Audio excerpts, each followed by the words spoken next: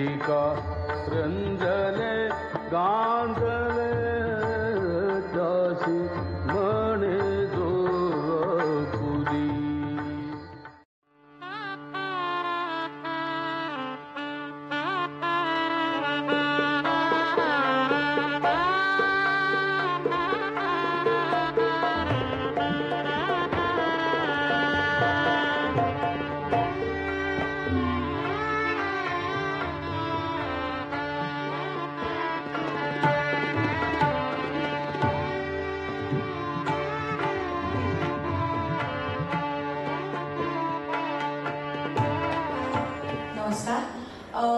सगळ्यात प्रथम आम्हाला इथे दोघांना आमंत्रित केल्याबद्दल तुमच्या सगळ्यांचे खूप खूप आभार मानते आणि कार्यक्रमाकडे वळते. खरं तर स्नेहालय, मी तर ह्या सगळ्या प्रोजेक्टचं श्रेय आपले जे सर्व आहे डॉक्टर गिरीश कुलकर्णीजी त्यांनाच अर्थात त्यांना देईन. कारण की मेन ही त्यांच्याकडनं आलेली आम्हाला एक विचारणा होती की त्यांनी खरं तर डॉक्टर भरत वाटवाणी सर जे कर्जतमध्ये त्यांचं ह्याच मॉडेलवरती ह्याच धर्तीचं काम ते कर्जत ला चालवतात आणि त्यांनी आम्हाला त्यांच्या अर्थात सरांच्या कामाबद्दल आम्हाला माहितीच होतं, पण त्यांनी आम्हाला सांगितलं की ह्या धर्तीचं काम आपण पण इथे करूयात आणि स्नेहालयाचा तर त्याच्यामध्ये असेलच वाटा आणि तुम्ही दोघांनी आम्हाला जॉईन व्हावं असं मला वाटतंय. तर सुरुवात ही तिथून झाली आणि वाटवाणी सरांचं तर आम्हाला मार्गदर्शन नक्कीच मिळालं आणि ते खूप मोलाचं मार्गदर्शन होतं, कारण की इतके सिनियर सायकॅट्रिस्ट आणि हे सगळं म्हणजे आम्ही जे रुटीन सगळं जे काम करतो ते आणि हे जे आपण आता चित्रफितीत बघितलेलं काम हे टोटली तसं वेगळं आहे. त्याच्यामुळे तो अनुभव एक अजून वेगळा आहे. त्याच्यामुळे ते सरांच्या मदतीनं ते चालू झालं. आता हे जे आहे ते मनोयात्रीचं काम आपण आता सगळं चित्रफितीमध्ये बघितलं. तर मनोयात्री हा जो एक म्हणजे आमच्या ज्या प्रकल्पाचा म्हणजे मानसग्राम प्रकल्पामध्ये खूप काही कामं किंवा प्रकल्प आम्ही हाताळण्याचा मानस आहे, ज्याचा आता मनोयात्री प्रकल्पाची आम्ही सुरुवात केलेली आहे आणि त्या प्रकल्प मानसग्राम मधल्या अशा खूप काही गोष्टी आहेत की जसं व्यसनमुक्ती केंद्राचं आमचा सगळं नियोजन आहे किंवा स्किझोफ्रेनिया अवेअरनेस असोसिएशन सारखे तिथे आम्ही ग्रुप्स चालवणार आहोत किंवा सायकोथेरपी सेंटर्स तिथे चालू करणार आहोत की जेणेकरून सीबीटी आरईपीटी ह्यासारख्या सगळ्या सायकोथेरपीचे आमचे सेशन्स तिकडे अरेंज करू. म्हणजे असं नाही की फक्त व्यसनाधीनता आणि मानसोपचार मानसिक रुग्ण यांच्यासाठीच हे सगळं असेल असं नाही, तर ओव्हरऑल सायकोलॉजिकल हेल्थची काळजी घेतली जाईल असा हा बेसिकली प्रकल्प आहे. अगदी बरोबर आहे. आणि आतापर्यंतचे स्नेहालयाचे जे खूप वेगवेगळे प्रकल्प आहेत त्याच्यापेक्षा हा खूप एक वेगळा विषय हाताळला जातोय असं मला वाटतं. आणि म्हणूनच मला थोडंसं विचारायचं होतं की स्नेहालयाची ह्याच्या मागे काय भूमिका आहे. तर मला असं वाटतं की तुम्ही त्याला म्हणजे तुम्हालाही तेच वाटत असेल की गिरीश सरांचा द्रष्टेपणा. ऍक्च्युली मला इथे थोडं ऍड करावंच वाटतं की जेव्हा गिरीशजी मला अप्रोच झाले तेव्हा ते मला म्हणाले की त्यांचं मेन काम जे सुरुवातीचं जे आहे HIV रिलेटेड महिलांमधलं काम असेल किंवा इतर स्नेहधारा किंवा स्नेहांकुर या हे जे प्रोजेक्ट्स आहेत तर त्यामध्ये काम करत असताना ते मला खूप दिवसापूर्वी म्हणाले होते की जेव्हा आम्ही या महिलांना ट्रीटमेंट करतो किंवा त्यांचं पुनर्वसन करायची आम्ही सगळी तयारी करतो किंवा करत असतो तर त्यातला सर्वात महत्वाची अडचण आम्हाला सध्या जाणवते ती म्हणजे व्यसनाधीनता. म्हणजे खूप महिला ज्या HIV बाधित आहेत आणि किंवा ज्यांच्यावरती अत्याचार झालेले आहेत किंवा अशा ज्या पुनर्वसनासाठी येतात तर त्यांच्यातला मेन अडसर जी असते ती म्हणजे व्यसनाधीनता. तर त्याच्यासाठी आपल्याला काम करायचंय. हे खूप आधी पूर्ण झालं होतं आणि त्याच्यानंतर जेव्हा गिरीशजी भरत वाटवानी सरांकडे जाऊन कर्जतचं त्यांनी जेव्हा प्रोजेक्ट बघितलं की श्रद्धा फाउंडेशनचं तेव्हा त्यांनी ठरवलं की आपण असं सगळं एकत्रित एक करूयात आणि मग ते आम्हाला अप्रोच झाले. अगदी बरोबर आहे. आणि मानसिक स्वास्थ्य ही म्हणजे हा त्रिकाला बाधित असा विषय आहे असं मला वाटतं आणि त्याच्यावर अधिकाधिक काम होणं गरजेचं पण आहे. आणि स्नेहालयासारखी संस्था आहे की जी कुठलीही समस्या दिसली की त्यात हात घालतेच, त्यामुळे आपण हे समजू शकतो की का हा प्रकल्प सुरू झाला असेल. म्हणजे मला ह्याच्यामध्ये अजून एक ऍड करावं असं वाटतं की आपण आजूबाजूला जे आता बघतोय की पेपर उघडला की काहीतरी वाईट बातमी आहे, आपण सोशल मीडियामध्ये काहीतरी पटकन बघितलं तर काहीतरी वाईट बातमी आहे. तर म्हणजे ह्याचा जेव्हा आम्ही मानसोपचार तज्ञ म्हणून जेव्हा विचार करतो तेव्हा वाटतं की खरं तर हे पूर्वीच्या काळातले जे काही आजार होते की कुष्ठरोग असतील किंवा प्लेगची साथ येऊन गेली, तर तसं हे मानसिक आजार हे खरं तर मनाचा महारोगच म्हणावा लागेल आणि ही काळाची गरज आहे. म्हणजे हे फाउंडेशन आहे आपल्या प्रत्येकाच्या आयुष्याचं. मानसिकता, सायकोलॉजिकल हेल्थ हे फाउंडेशन आहे आणि जोपर्यंत ते फाउंडेशन आपलं पक्क होत नाही ना तोपर्यंत आपली जी पुढची जी काही इमारत आहे तीच त्याचं खूपच अस्तित्व खूप धोक्यामध्ये आहे. ही मेन काळाची गरज आहे आणि त्याच्यातून मुख्यत्वे करून हे सगळं चालू झालं. ती गरज ओळखून आपण हा प्रकल्प सुरू केलाय. डॉक्टर, मला असं विचारायचंय की ह्याच्यातला जो मनोयात्री भाग आहे जो आता आपल्याला प्रामुख्याने म्हणजे सुरुवात झालेली आहे असं आपण म्हणू, बाकीचे विषय आपण हाताळतोच आहे. तर ह्या मनोयात्रींमध्ये कोणत्या प्रकारच्या आजाराचे म्हणजे मानसिक आजाराचे रुग्ण हे प्रामुख्याने असतात आणि आपण त्यांच्यावर कशा प्रकारचे उपचार करतो याविषयी काही म्हणजे एक त्याची वैद्यकीय बाजू थोडी. जनरली जेव्हा पेशंट मानसिक मनोरुग्ण जेव्हा रस्त्यावर येतो तेव्हा त्याला निश्चितच काहीतरी गंभीर स्वरूपाचा मानसिक आजार झालेला असतो. त्याला आमच्या भाषेमध्ये आम्ही स्किझोफ्रेनिया असं म्हणतो. तर याच्यामध्ये स्किझोफ्रेनियाचा अर्थ म्हणजे schism in our thoughts, our emotions and our behaviour. म्हणजे आपल्या विचार, आपल्या भावना आणि आपली कृती याच्यामध्ये समतोल जो असतो तो नाहीसा होतो. म्हणजे थोडक्यात सांगायचं तर अशा पेशंटला भास होतात, भ्रम होतात, ते स्वतःच्या वेगळ्या विश्वात वावरतात, विचित्रपणा येतो त्यांच्या वागणुकीमध्ये. आणि जेव्हा म्हणजे आपल्याला आता सध्या अंधश्रद्धा खूप समाजामध्ये आणि आमच्या खेडेपाड्यात तर खूप जास्त आहे, तर ते अनेक दिवस त्याच्यामध्ये वाया घालवतात. काहीतरी बाहेरच झालंय, बाहेरची बाधा झाली आहे, अंगारी दुपारी करा, कुठल्या तरी देवाच्या जागी असं ठेवून द्यायचं एक महिना साखळी बांधून पेशंटना. त्यामुळे त्यांचा आजार तर बरा होत नाही, उलटा वाढतो. आणि मग जेव्हा त्यांना नातेवाईकांना कंटाळा येतो तेव्हा ते सोडून देतात. आणि मग असा जो अनेक दिवसाचा आजार झालेला पेशंट असतो तो मग घरातनं निघून त्याच्या याच्यामध्ये वाहनामध्ये बाहेर पडतो आणि मग रस्त्यावर येतो. आणि अनेक वर्ष म्हणजे 2 वर्ष, 5 वर्ष, 10 वर्ष आम्ही आमच्याकडे जो आता एक रुग्ण होता 20 वर्ष तो रस्त्यावरती ती महिला फिरत होती आणि तिला 20 वर्षानंतर आम्ही रियुनाइट केलं तिच्या घरी. म्हणजे तुम्हाला आश्चर्य वाटेल की जेव्हा तिला रियुनाइट केलं तेव्हा तिचा फोटो टांगलेला होता हार घालून घरामध्ये. तर याचं सगळं श्रेय अर्थात आमचे जे सोशल वर्कर आहेत ते पण खूप छानरित्या काम करतात. तर हे स्किझोफ्रेनिया हा मेन आजार असतो.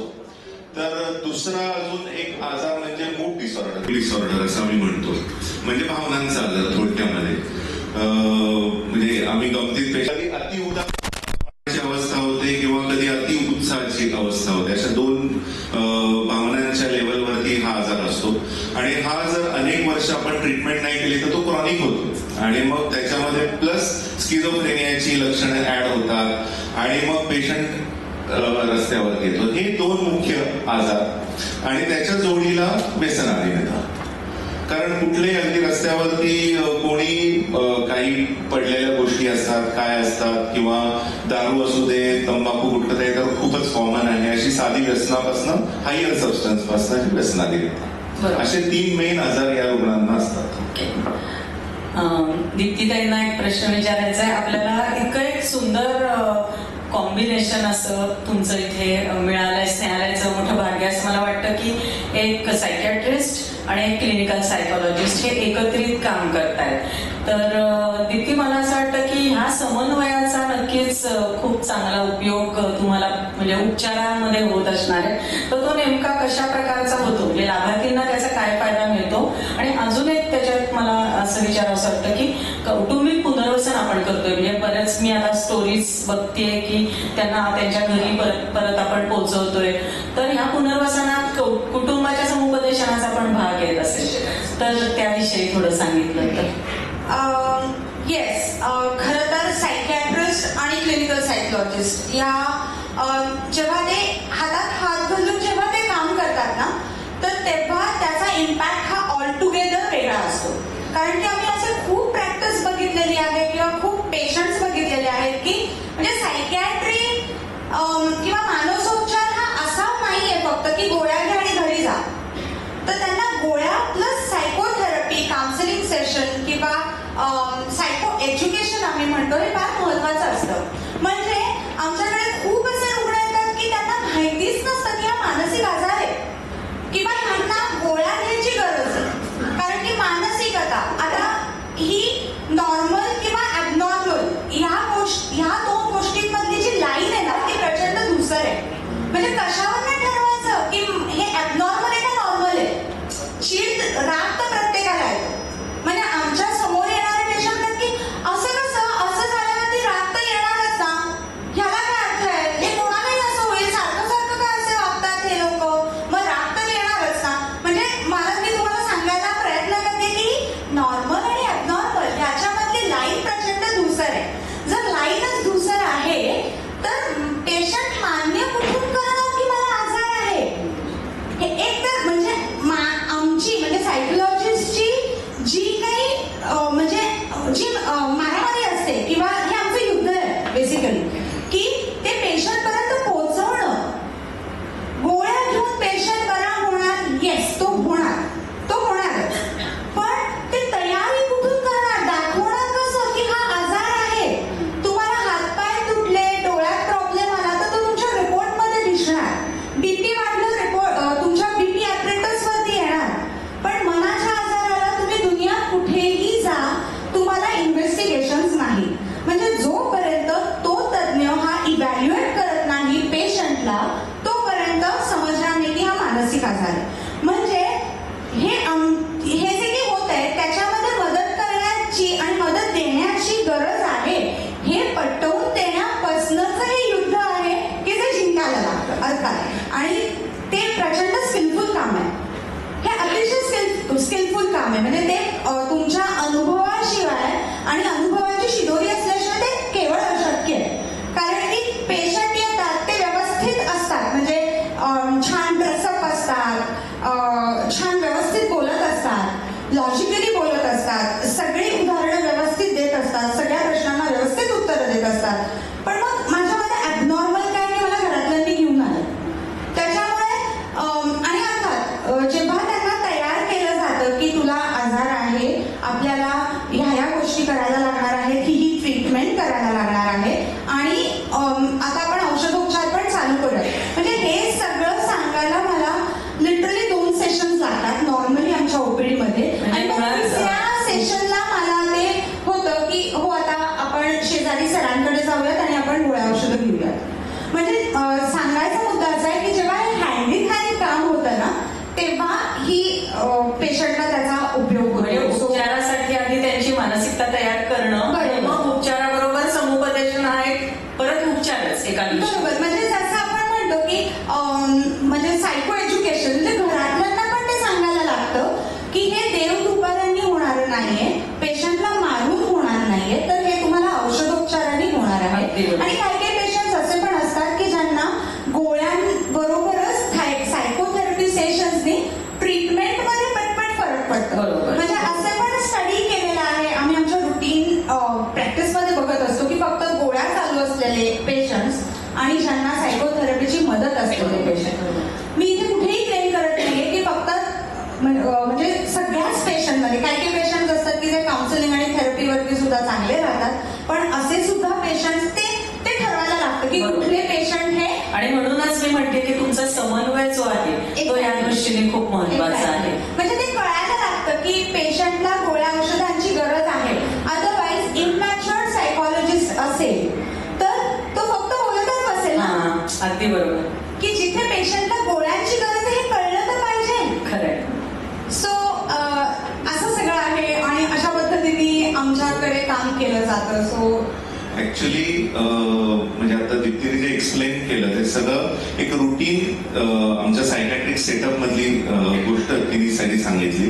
पण रिगार्डिंग आपल्या स्नेह मनोयात्री प्रकल्प मी अगदी हेच विचारणार तर होते. त्याच्यामध्ये सायको एज्युकेशन रिलेटिव्हचं जे आहे तर ते म्हणजे कसं असतं, पेशंट आमच्याकडे जेव्हा येतो तेव्हा त्याला समजतच नसतं काय चाललंय आणि काय नाही.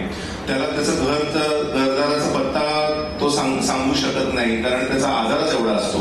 पण जेव्हा ट्रीटमेंट नंतर त्याचा आजार जसा बरा होतो तसं मग त्याला थोडं तो नॉर्मल प्रवाहामध्ये जसा येतो तसं तो सांगतो की मी इकडचा आहे, माझं गाव हे आहे, माझा तालुका आहे, मी या राज्यातला आहे. आणि मग जेव्हा आमचे सोशल वर्कर जे पण आता सुद्धा आता दीप्ती मॅडम ज्या सायकोलॉजिस्ट आहेत त्यांच्या ट्रेनिंगनी आणि बाकीच्या गोष्टींनी ते सायको एज्युकेशन कसं करायचं नातेवाईकांचं हे त्यांना ते चांगल्या रीतीने शिकले. आणि जेव्हा ते पेशंटला रियुनाईट करायला जातात त्यांच्या गावामध्ये तेव्हा आजूबाजूच्या सगळ्या गावकऱ्यांना किंवा नातेवाईकांना पण या आजाराविषयी माहिती सांगणे, त्या गोळ्यांचं महत्व सांगणे किंवा अंधश्रद्धा जी आहे आजाराबद्दल किंवा स्टिग्माबद्दल माहिती सांगणे अशा गोष्टी ते आवर्जून करतात. आणि म्हणजे हे तर आता नीरजने सांगितलं की त्यांच्या घरी रियुनाईट केल्यावरती घरच्यांचं केलेलं सायको एज्युकेशन. पण आता सुद्धा आपले स्नेह मनोयात्रीमध्ये काम करणारे आमचे सगळे स्नेही इकडे आहेत. तर ते ड्युरिंग ऍडमिशन म्हणजे पेशंट जेव्हा आमच्याकडे असतो तेव्हा पेशंट जेव्हा आणला जातो तेव्हा तो पहिले 15 दिवस पेशंट सेटल होण्यामध्ये जातो. गोळ्या औषधांचा परिणाम त्याला चालू व्हायला लागतो. आणि त्या सगळ्यामधला जो एक महत्वाचा रोल आहे जो आमचे स्नेही म्हणजे आता आपण रमाकांत लोटे ना आता आपण सन्मानित केलं तर त्यांच्या बरोबर असे काम करणारे खूप आमचे स्नेही आहेत. आणि ते त्यांचे काही गेम्स घेतात जे आपण आता चित्रफितीमध्ये बघितलं किंवा त्यांचे ग्रुप सेशन्स असतात की पेशंटला बोलायला उद्युक्त केलं पाहिजे. कारण की पेशंट हे बोलत नाहीत किंवा सारखे पेशंट येतात आणि म्हणतात मला घरी जायचंय, मला इथे राहायचं नाहीये. पण मग त्यांचं सगळं मन रमवण्याचं काम हे आमची लोक करत असतात. म्हणजे त्यांचं खरंच खूप कौतुक केले, इतकं मोठं काम करतात ना आमचे स्नेही पण. नाहीतर मग हे काम होणार नाही. खरंच एकदा सगळ्यांसाठी जोरदार टाळ्या व्हायला पाहिजे. मला असं वाटतं डॉक्टर की आता तुम्ही जे काय दोघं जण बोललात ह्याच्यातनंच या प्रकल्पात किती आव्हानात्मक काम आहे या प्रकल्पाचं ते आपल्याला सगळ्यांना लक्षात येते. म्हणजे पदोपदी फक्त आव्हानच आहेत असं वाटतंय. तरी सुद्धा म्हणजे ते तर आहे की त्या रुग्णाची स्वतःची एक मानसिक तयारी करणं उपचार घेण्यासाठी आणि मग त्याच्या नातेवाईकांचं सायको एज्युकेशन याखेरीज स्नेहालयाला हा प्रकल्प राबवण्यामध्ये एक डॉक्टर म्हणून तुम्हाला कुठली आव्हानं वाटतायत असं काही सांगू शकाल? आता अनुषंगाने मला एक गोष्ट आठवली की बरेचसे आमचे जे रुग्ण आहेत तर ते आउट ऑफ महाराष्ट्र आहेत. म्हणजे काही साऊथचे आहेत, काही नॉर्थ अगदी एंडचे आहेत, काही बंगाली असतात, काही वेगळ्याच भाषा बोलणारे असतात, त्यातली पण गावातली भाषा बोलणारे असतात. तर त्यांच्याशी कम्युनिकेशन साधणे हा फार मोठं आव्हान आहे. म्हणजे आता साऊथच्या आता रमाकांत लोटे आहेत त्याला 2-3 भाषा येतात, ते शिकले त्याच्यासाठी मोठी त्यांची ताकद आहे. आणि भरत वाटवानी सरांकडे असे लोक आहेत की ज्यांना वेगवेगळ्या भाषा येतात. कारण त्याच्याशिवाय समजणारच नाही ना तो कुठला आहे आणि काय चाललंय. तर हे फार मोठं आव्हान आहे. दुसरं अजून म्हणजे जसं आमच्या ओपीडी मधले येणारे पेशंट घरचे जरी घरचे घेऊन येतात, जनरली नातेवाईक घेऊन येतात, ते घरी राहत असतात, खात म्हणजे घरचं जेवत असतात. तर त्यामुळे त्यांची जी शारीरिक स्वास्थ्य आहे त्या मानाने ठीक असतं. पण हे वर्षानुवर्ष रस्त्यावर फिरतात, काही रस्त्यावर पडलेल्या गोष्टी खातात, महिनोन-महिने आंघोळ केलेली नसते, केस वाढलेले असतात, नखं वाढलेली असतात, त्यामुळे त्यांना स्किन डिसीजेस असतात किंवा वेगवेगळे शारीरिक आजार असतात. म्हणजे असे अनेक रुग्ण होते की जे नुसते गुडघ्यावरती बसलेले होते, त्यांना गुडघ्याचं कॉन्ट्रॅक्चर झालं होतं. म्हणजे त्यांना लिटरली फिजिओथेरपी आणि बाकी गोष्टी आधी लागल्या करायला. आणि मला इथे सांगायला खूप जरूर सांगावं असं वाटतं की नगरमधले माझे जे स्नेही मित्र आहेत, काही ऑर्थोपेडिशियन आहेत, काही स्किन पिढी आहेत, गायनेकोलॉजिस्ट आहेत किंवा न्यूरोलॉजिस्ट आहेत, ते पण आम्हाला विनामूल्य या कामामध्ये मदत करतात. खूप मोठी गोष्ट आहे. कारण ती फार आवश्यकता आहे त्या गोष्टी. किंवा सुरुवातीला खात पीत नसल्यामुळे डिहायड्रेशन असतं, त्यांना आयव्ही फ्लुइड्स द्यायला लागतात, नंतर आयर्न फोलिक ऍसिडच्या गोळ्या द्यायला लागतात, जनताच्या गोळ्या, म्हणजे साध्या साध्या गोष्टी आहेत की त्या देणं गरजेचं आहे. त्यांची स्वच्छता, म्हणजे त्यांना इतका प्रचंड वास येत असतो आणि तरी आमचे सोशल वर्कर कुठल्याही प्रकारची लाज न बाळगता किंवा किळस न वाटून घेता त्यांची इतकी मनोभावे सेवा करतात. म्हणजे त्यांना आंघोळ घालणे, त्यांना जेवायला देणे, त्यांच्याशी बोलणे हे खूप मोठं काम आहे मला असं वाटतं. आणि म्हणजे आपल्यापैकी बऱ्याच जणांना गिरीश सरांच्या तोंडचं हे वाक्य आठवत असेल. ते नेहमी सांगतात की सेवा कार्य करायची जर इच्छा असेल तर, म्हणजे त्या कार्यकर्ता व्हायचं असेल तर तुम्हाला सेवेसाठी पहिली गोष्ट काय तुमच्यात व्हायला पाहिजे तर कशाची किळस नाही वाटली पाहिजे. तर त्याचं हे अगदी उत्तम उदाहरण आहे असं मला वाटतं. दीप्तीताई, मला असं विचारायचं आहे, आता थोडंसं सांगितलंच की सगळे स्नेही आपले काय प्रकारांनी काम करतात, त्यांचं कामही खूप महत्वाचं आहे. म्हणजे तुम्हाला तुमच्या कामाचं यश हे ते पण किती काम चांगलं करताय ह्याच्यावर अवलंबून आहे. तर आपले असे किती स्नेही आणि किती कर्मचारी या प्रकल्पात काम करतात आणि त्यांना तुम्ही काही असं विशिष्ट प्रशिक्षण देणं किंवा असं काही करता का? आता साधारणपणे आमच्याकडे दोन सिस्टर्स आहेत आणि बाकी सपोर्टिंग स्टाफ हा 5-6 सपोर्टिंग स्टाफ आहेत. एक डॉक्टर मॅडम आहेत ज्या आपण बघितल्या आता क्लबमध्ये. आणि हो, म्हणजे हे सगळं करणं जे आहे ना, की म्हणजे प्रेमाने ही लोक सगळे करतातच, पण आता पेशंटला सांभाळणं ही अजून एक वेगळी गोष्ट, म्हणजे त्याच्यासाठी वेगळा एक्सपर्टाईज आहे.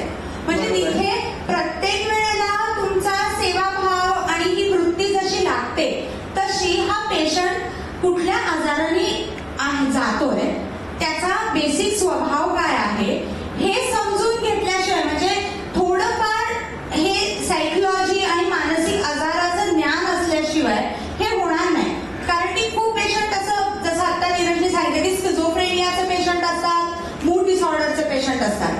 तर आता मूड डिसऑर्डरचे पेशंट म्हणजे थोडंसं मेनिया आणि जिथे अतिउत्साह झालेला असतो, तर अशा पेशंटला खूप वेगळ्या पद्धतीने ट्रीट करायला लागतं. आता मी सांगितलं की हे लोक आमचे सगळे ग्रुप सेशन्स घेतात की ज्याच्यामध्ये संगीत खुर्ची आहे किंवा व्यायामाचे प्रकार आहेत, योगा आहे. हे लोक किंवा कधी कधी म्युझिक थेरपी घेतात, डान्स थेरपी घेतात, असं सगळ्या विविध गोष्टींनी त्यांना एंगेज ठेवण्याचा प्रयत्न करत असतात. पण ऑलरेडी एक पेशंट हा मेनिक आहे, त्याचा ऑलरेडी अतिउत्साहाचा त्याला आजार आहे आणि त्याच्यामध्ये त्याला गाणी लावून जर का नाचवत बसले तर त्या पेशंटचा अजून आजार वाढणार आहे. म्हणजे हे जे काही आहे ट्रेनिंग कसं द्यायचं, तर हे ते स्टाफला कळलं पाहिजे की कुठल्या प्रकारचा पेशंट आहे, ह्याच्यामध्ये काय केलं पाहिजे. तर हा एक फार, म्हणजे तुमच्या बरोबर राहून आणि तुमच्या बरोबर काम करूनच हळूहळू आणि म्हणजे ज्यांची खूप इच्छा आहे शिकायची आणि करतात, तर असे लोक करतातच करतात. आणि आय कॅन से प्राऊडली की हे लोक आमचे खूप चांगले होते. कमाल. परत एकदा आपण सगळ्या स्नेहींची आणि कर्मचारी मंडळींचं कौतुक करूया.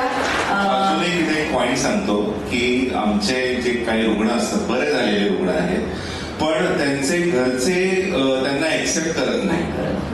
म्हणजे इतकी दयनीय अवस्था आहे. म्हणजे आम्ही इतकं पेशंटना अगदी मनापासून ट्रीटमेंट करतो, बरं करतो, पण घरचे त्यांना एक्सेप्ट करत नाहीत किंवा तुमच्याकडे ठेवून घ्या म्हणतात. मग अशा पेशंटना आम्ही म्हणजे आमच्या इथले वर्कर केले, त्यांना ट्रेनिंग देतो आणि ते आता स्वतः काम करतात तिथे. ही खूप छान गोष्ट आहे. एका प्रकारे वेगळ्या मार्गाने आताच्या जवळपास आम्ही 250 पेशंट आतापर्यंत जे रियुनाइट केले, त्यातले 10 ते 12 पेशंट हे बरे होऊन आता त्या स्नेहमनोरात्री प्रकल्पासाठी काम करतात. त्याच्यामध्ये अजून एक गोष्ट आहे की म्हणजे जसं आमचा पेशंटच कसे काम करतात त्याचं एक छोटंसं उदाहरण देते. आमच्याकडे एक फिमेल आहे जिची मुलगी आता एक 5वी 6वी 7वीत असेल आणि की असंच म्हणजे की तिला घरचे नको कशाला, आम्हाला लक्ष द्यायला वेळ नाही, मग ती परत घर सोडणार आणि परत रस्त्यावर येणार, त्याच्यापेक्षा तुमच्याचकडे ठेवा. मग आता ती पेशंट जी आहे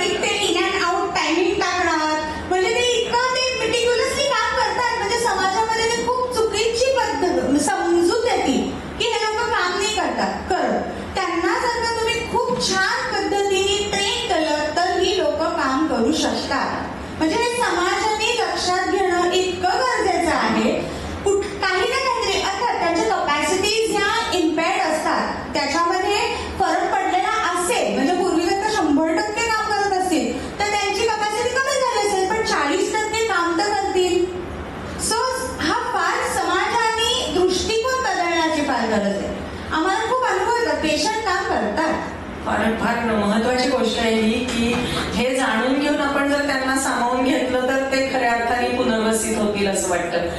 डॉक्टर, मला असं विचारायचंय की म्हणजे खरं तर आता थोडासा त्याचा उलगडा आधीच्या काही तुमच्या उत्तरातून झालाय, पण तुमच्या क्लिनिकमध्ये म्हणजे आता तुमची एवढी मोठी प्रॅक्टिस आहे, तिथे येणारे रुग्ण आणि आपल्या मनोयात्रीमधून प्रकल्पातून येणारे रुग्ण ह्यांच्यात असा काही फरक असतो का? हा एक प्रश्न आहे. आणि दुसरा एक प्रश्न अजून त्याला जोडून विचारून घेते की स्त्री रुग्ण आणि पुरुष रुग्ण यांच्या पुनर्वसनातल्या अडचणी किंवा चॅलेंजेस काही वेगवेगळी असतात का? पहिल्या प्रश्नाचं उत्तर देतो पहिले. जसं मी म्हटलं की माझ्या प्रॅक्टिसमध्ये म्हणजे कन्सल्टिंगमध्ये प्रायव्हेट प्रॅक्टिसमध्ये जेव्हा पेशंट येतात तेव्हा नातेवाईक भरपूर येतात आणि आपल्या खेडेगावामध्ये भरपूर नातेवाईक असतात.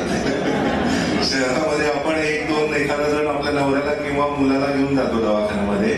आमच्या तिथे तसं नाही, कमीत कमी 10 लोक घेऊन येतात पेशंट. वेळच खूप असतो सगळ्यांना तिकडे गावाकडे. आस्था पण असते आणि नातेवाईक असतात पण. म्हणजे अजूनही आम्ही पेडिग्री चार्ट टाकतो आमच्या याच्यामध्ये की नवरा बायको आणि मुलं, तर कमीत कमी 3-4 मुलं असतातच प्रत्येकाला. तर नातेवाईक असतात आणि काळजी घेणारे लोक असतात. आणि जनरली पेशंट अॅक्यूट फेज मध्ये येतात, म्हणजे 15 दिवसाचा आजार, महिन्याचा आजार, फार तर फार 6 महिन्याचा आजार. म्हणजे आधी सगळे अंगाला दुपारे करून देवदेव करून देवर्षीचं करून मग कोणीतरी सांगतं की नाही बाबा एक करंदीकर डॉक्टरांकडे जातो, कुठल्याही सायकॅट्रिस्टकडे जा, मग ते आमच्याकडे येते. त्यामुळे जनरल हा पिरियड 6 महिने 4 महिन्याचा असतो.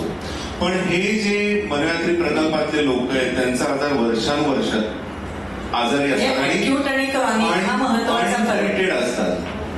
आणि स्किझोफ्रेनिया आजाराचं वैशिष्ट्य आहे की जर तुम्ही त्याला ट्रीटमेंट केली नाही व्यवस्थित आणि तो जर खूप क्रॉनिक झाला तर तुमची विचार करण्याची क्षमता पूर्ण कमी होते. म्हणजे तुम्ही साधे डिसिजन्स पण घेऊ शकत नाही. म्हणजे अगदी कुठे बाबा तिथून पाण्याचा एक ग्लास घे हे पण त्याला जमत नाही. इतकं त्याची मेंदूची कपॅसिटी, म्हणजे भले तो खूप शिकलेला असेल पण या आजारामुळे त्याची अवस्था, जसं आम्ही म्हणतो की लहान रिग्रेशन होतं थोडक्यात या आजारामध्ये. म्हणजे मेंदू लहान मुलासारखा होत जातो थोडक्यात. त्याची कामाची कपॅसिटी जाते, काम जातं. लग्न झालं असेल तर बायको, समजा नवऱ्याला आजार झाला तर अशा नवऱ्याबरोबर कोण राहणार म्हणून बायको सोडून जाते. मग हे रस्त्यावर फिरत त्यांचे जे मेन प्रॉब्लेम हा कॉग्निशनचा असतो, त्याला आम्ही कॉग्निशन म्हणतो. थोडक्यात हायर कॉग्निटिव्ह फंक्शन्स, म्हणजे सारासार विचार करण्याची पद्धती किंवा डिसिजन मेकिंग हे केलेलं असतं. आणि ते फार चॅलेंजिंग गोष्ट आहे. आणि तो मेन फरक या लोकांमध्ये, जसं दीप्तीने सांगितलं, कामाची कपॅसिटी गेलेली असते. जरी त्यांचे सिम्पटम म्हणजे भास होणे किंवा ज्याला आम्ही हॅल्युसिनेशन्स म्हणतो, कानात आवाज येणे किंवा भ्रम होणे, हे सगळं जरी गोळ्या औषधांनी कमी झालं तरी ही पुढची स्टेज पुनर्वसनाची जी आहे की स्वतःच्या पायावरती उभं राहणं. मग आमच्या मनोयात्री प्रकल्पात त्यासाठी नर्सरी चालू केली आणि खूप छान रीते आपण याच्यात बघितलं की ते शेती पण करतात तिथे, वारली पेंटिंग करून घेतात किंवा पेंटिंगचं काम असतं, भाजीपाला वगैरे येतोय तिथून, आणि सगळा तो भाजीपाला तिथल्यासाठी वापरतात. म्हणजे हे त्यांना कामासाठी उद्युक्त करणे जे आहे ते हा ट्रीटमेंटचा फार मोठा भाग आहे. म्हणजे मला आठवतंय की भाजीपाला एकदा ह्या लोकांनी पिकवलेली भाजीपाला माझ्याचकडे आणून दिला तर मी म्हणजे मला ते वाटतं की अरे संस्था आहे ना, मी भाजी मी घेईन पण ही संस्थेला द्या. पण मग तरी माझ्या मनामध्ये विचार आला की नाही, त्यांना छान वाटेल ना की आम्ही काम केलं आणि ही मॅडमच्या घरी गेली पाहिजे भाजी. सो मी पण ती आनंदाने घेऊन आले आणि मला त्याची चव खरंच वेगळी वाटली, इतकी सुंदर लागली ती भाजी. सो आणि सरांना पुढचा प्रश्न होता की स्त्री आणि दुसरं अजून एक मी गोष्ट सांगू इच्छितो इथे की मेन आमच्या ट्रीटमेंटचा मेन भाग हे औषधोपचार जे असते आमची ट्रीटमेंट. जरी पेशंट बरा झाला तरी परत आजार होऊ नये म्हणून गोळ्या बरेच वर्ष खायला लागतात या पेशंटना. म्हणजे कमीत कमी 2 वर्ष, काहींना 5 वर्ष, काहींना 10 वर्ष. आणि तो कॉम्प्लायन्स जो आहे गोळ्या घेण्याबद्दलचा, नातेवाईक चांगले जर नातेवाईक असतील तर ते काळजी घेतात. पण आता आमच्या पेशंटना स्नेह मनोयात्री प्रकल्पामध्ये जर पेशंट बरा झाला तर मुख्य त्यांचा फायनान्शियल फार मोठा प्रॉब्लेम असतो.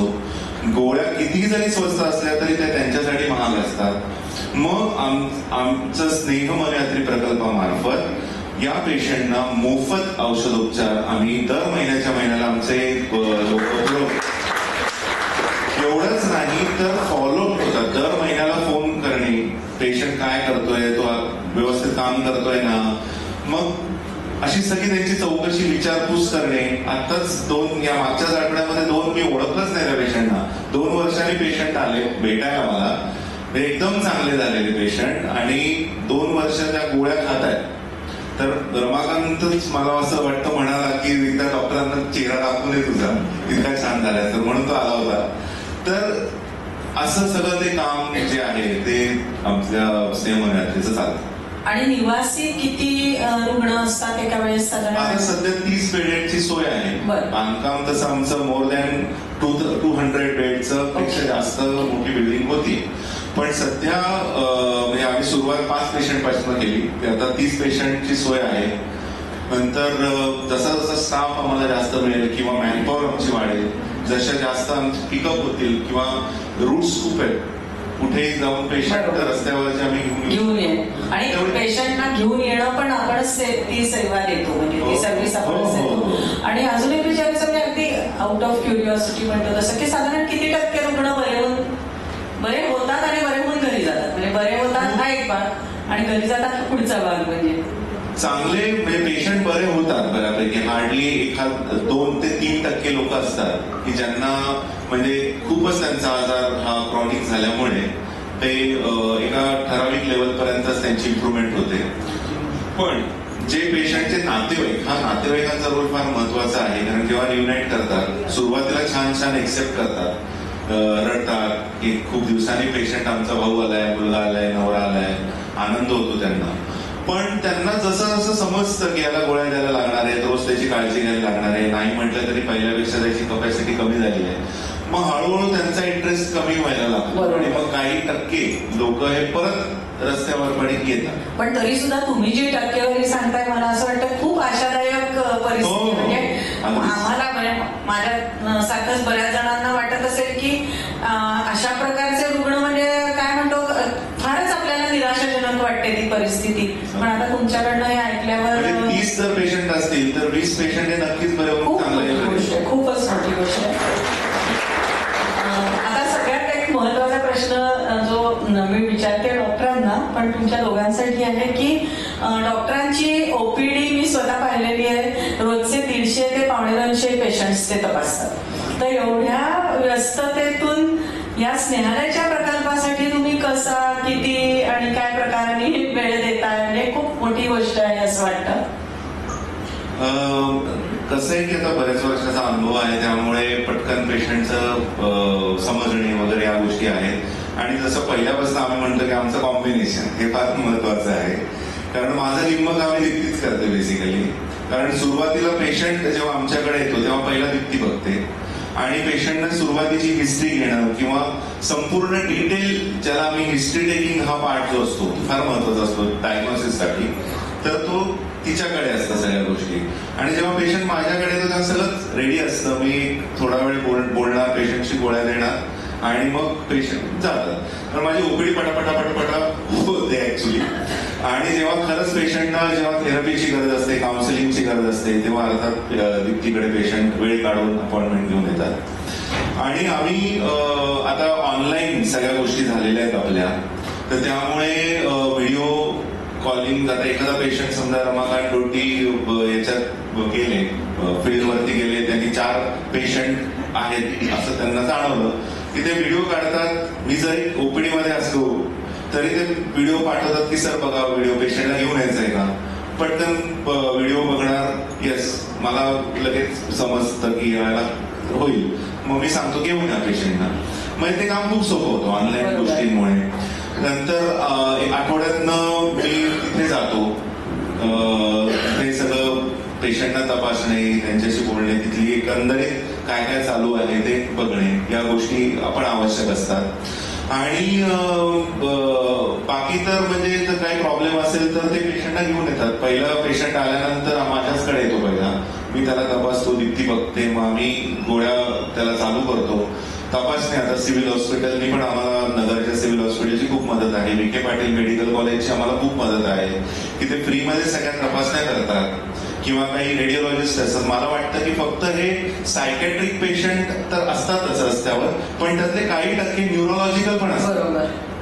म्हणजे ज्यांना ट्युमर असतो किंवा HIV बाधित व्यक्तींना HIV व्हायरसमुळे परिणाम झालेला असतो, त्याच्यामुळे पण ते विचित्र वागतात.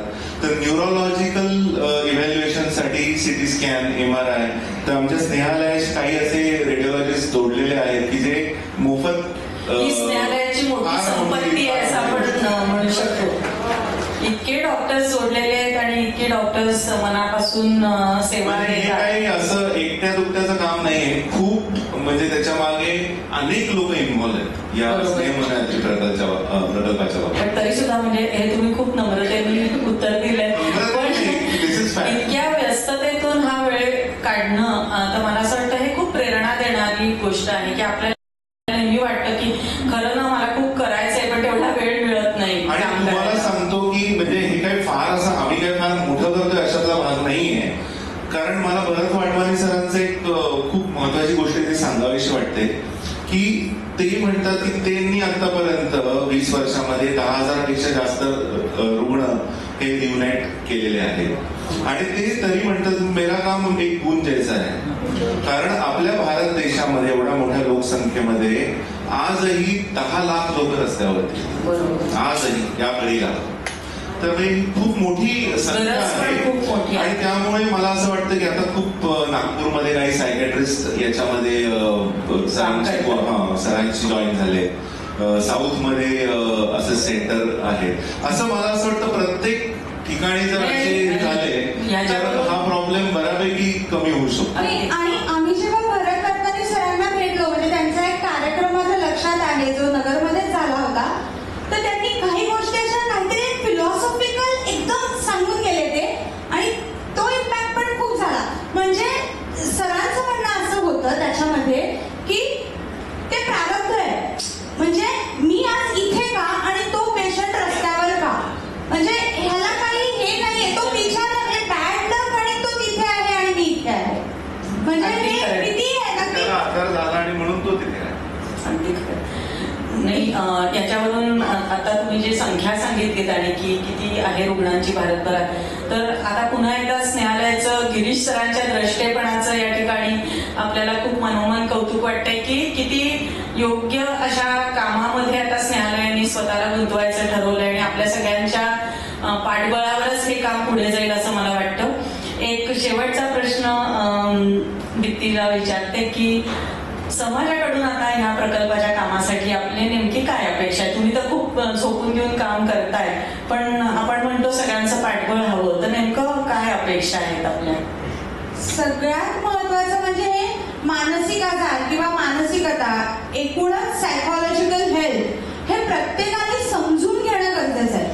म्हणजे प्रत्येकाने थोडा वेळ का होईना सायकोलॉजी, सायकॅट्री ह्याच्याबद्दल थोडं वाचन जरी सुरू केलं ना तर या विषयातली ना डेप्थ कळेल. म्हणजे जे काही आपल्या पुढे वाटतं ना की अरे हा प्रॉब्लेम आहे हा मला माहितीच नाही, असं नाही ना झालं पाहिजे. किंवा आजकाल आपण बघतो की जे काही समाजामध्ये घडतंय किंवा म्हणजे बलात्कार असू देत, अन्याय असू देत, खून मारामाऱ्या असू देत,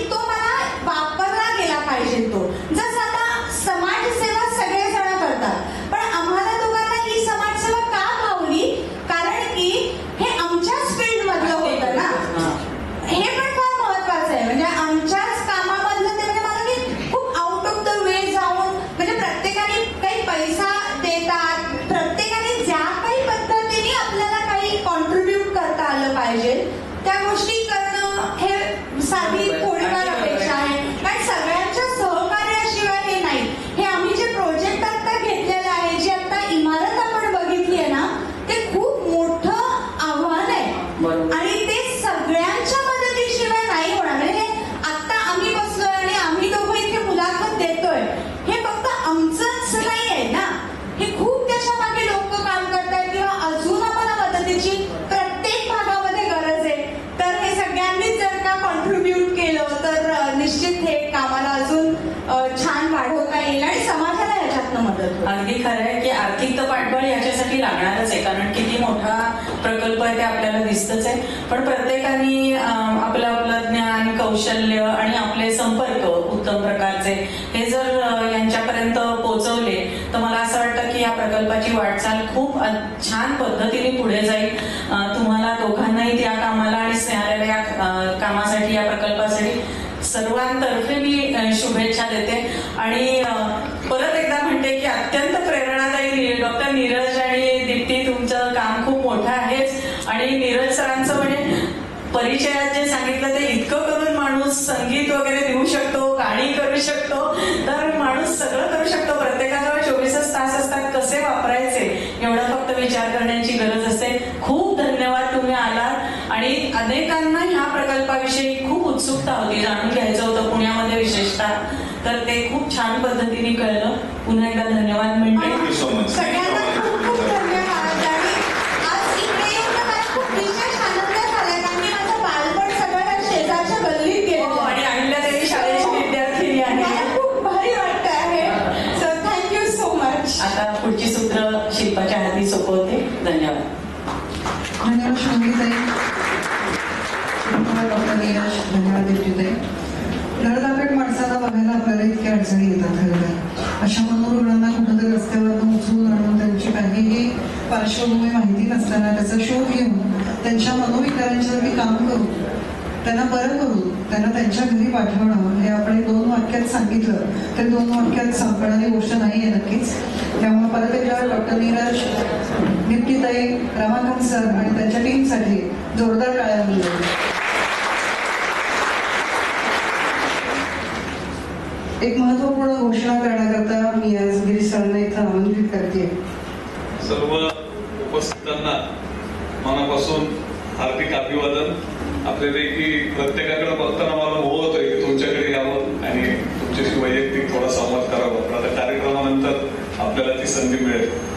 तुमच्यापैकी प्रत्येकानं स्नेहालयाच्या कामाला खूप मोठा हातभार लावला आणि म्हणून नवी क्षितिज स्नेहालयाला दिसतात आणि ते झेपावण्यासाठी पंखाची ताकद लागते ती तुमच्यापैकी प्रत्येकाने इथे दिलेली. कोणी कार्यकर्ता म्हणून, कोणी देणगीदार म्हणून, कोणी पाठराखण करणारे म्हणून, कोणी मार्गदर्शन करणारे म्हणून. आणि मी खरंच सांगतो खूप ज्येष्ठ श्रेष्ठ लोक आज इथं उभी आहेत. त्यांच्याविषयी एक शब्द बोलायचं म्हटलं तरी हा पुढचा तास आणि पुढचा वेळ त्याच्यासाठी जाणार आहे. मी आपल्या सर्वांना मनापासून अभिवादन करतो आणि आपल्या सगळ्यांच्या उपस्थितीची फार कृतज्ञतेनं स्नेहालय परिवारातर्फे मी नोंद घेतो. मला एक महत्वाची घोषणा करायची आहे.